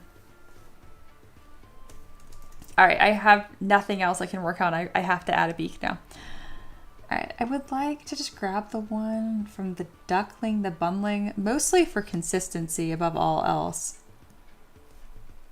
But I have so many freaking models now, I can't even tell which one's which up here. I never expected to make this many Tavern pets. It has been such a delight. All right, go ahead and unify.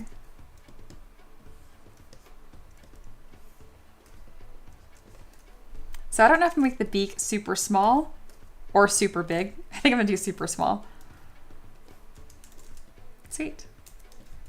And one, I liked just using the beak that I already had. One, because it saves me time, but also because I want these to be as stylistically similar as possible. Oh, that's really cute.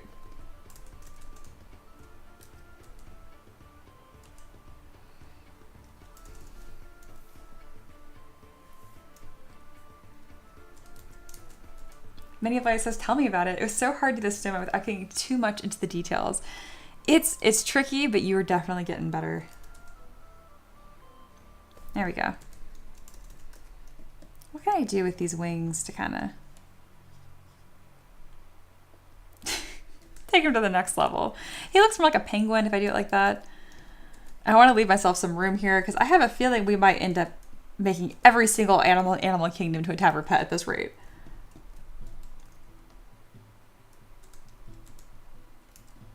I am going to bring it up a little higher on his shoulders because it makes him look like a little tough guy.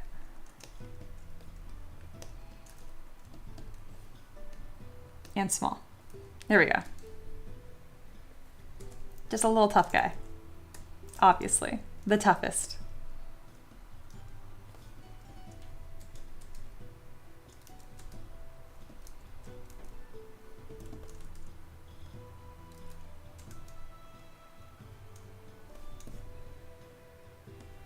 All right, now I'm gonna bring this into Transpose Master to make sure I have the details I want. You know what, I might add, before I do that, I think I'm gonna add these little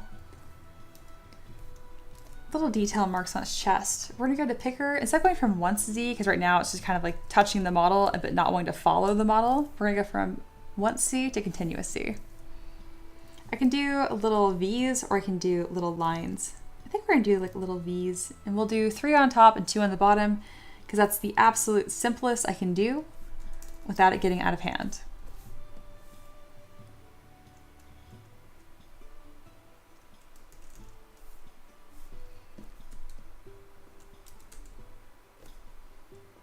Oh my goodness.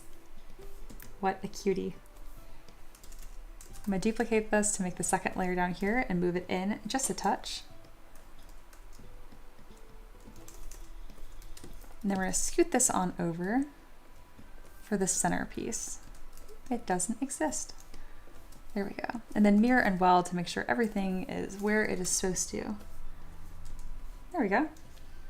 Cute. And I think the black is a little too harsh, so instead we'll go with just a darker brown. We'll go with the same brown as the eyebrows. Having the color palette as simple as possible also helps get that chibi effect. Why does every color keep changing? Stop it. Okay, I want the eyes black. I want these slightly darker brown. There we go.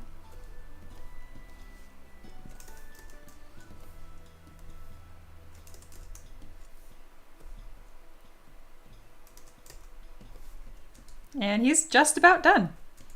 Just about. Maniac says, also, welcome back. It's been a little bit. He looks like he's up to some mischievous evil plan. Also, no updates from me yet. I'm fighting a cold. Oh, woof. I hope you feel better soon. I had some mad allergies earlier in the stream. I'm hoping it's just allergies.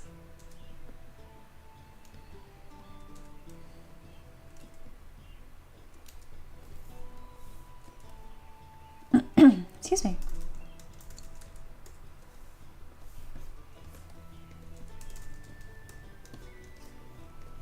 Well, I think that's pretty much this design. That was definitely a success. Readable at a glance and just a cute little angry dude.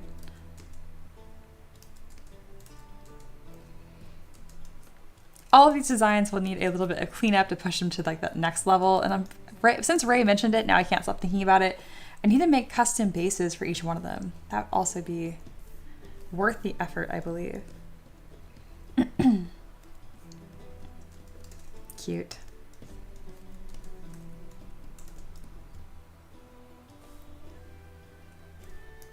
And then maybe we'll poly paint the underside of the wings a lighter color just for a touch more contrast.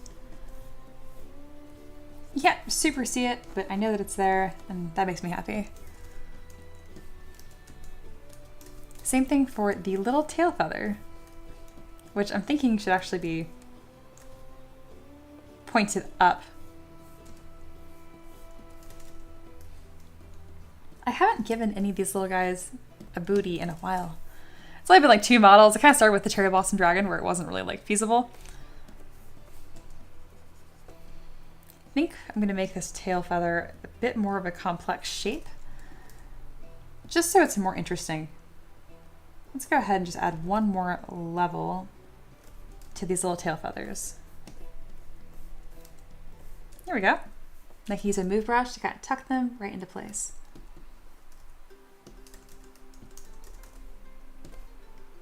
Awesome, that is super cute. All right, we got another Tavern pet.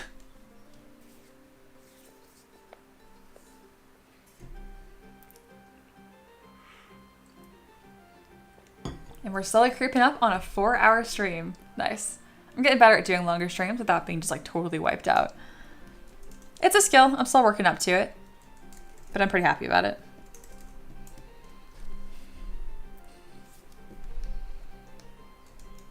All right, let's do a screenshot for progress today. And then with all of my Tavern pets, my goodness, there's a million of them now. As it should be.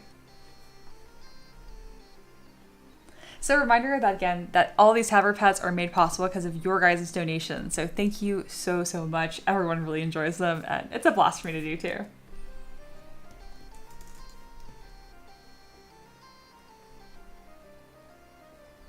I could very easily make this a penguin, but we're not gonna do that.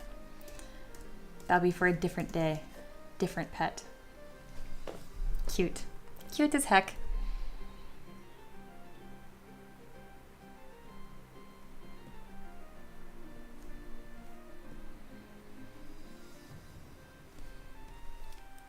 All right, sweet.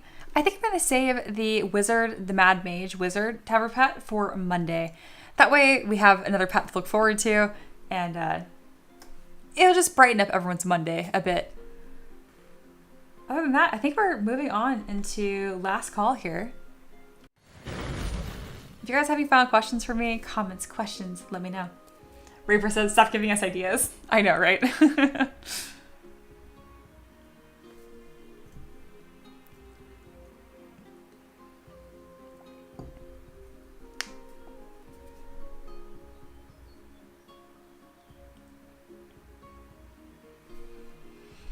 This has been such a fun stream. I'm really proud of the progress made in the Owlin Ranger, or Warlock, my bad. Because it was a tricky one to get right in 3D. There's still some work that needs to be done, but overall, pretty pleased. There's such a little army of them. I love it. Miniblade says that we should yeet some of them to Discord so I can clear my screen a bit. Don't tell me how to live my life. What if I want like an army? This is like those people that have way too many stuffed animals on their bed. This is the way. They're never going to move. They're just going to be more and more and more. I'm just going to make them smaller. Jared's back. Hey, we just finished a little owl. It was kind of like a little speed run of Chibi. I decided to save the Mad Mage Tavern pet for Monday. So we also need to look forward to. And I also don't burn out on the stream. Does it have some buns? You know, I actually didn't give it a booty. I feel like I should. It's because it has like a little tail feather, and I feel like that almost wouldn't make sense. But I mean, I'm not here to tell you guys how you live your life. We can just move it up a touch, and I can add a little booty here. Because I've done this so many times, I actually have a bit of practice doing this quickly. Turn off perspective, come in with damn standard line, and then a generous inflate to begin the shape. And there's a little booty, just like that. You can be as generous or as stingy as you want with the move or the inflate brush. Today's a generous day. Booty. Okay, it's a little too far on the protuberance. Let's smooth you down just a little bit. Little booty. Yeah, I can do that alarmingly fast now. The first time I did it, it took me at least a few minutes, and now I'm like, boom, boom, boom. I've done it many times. Thanks for the practice, pheasants. Little booty. The booty brush, pretty much. It's inflate. If you want it to have structure, damn standard, but you don't have to.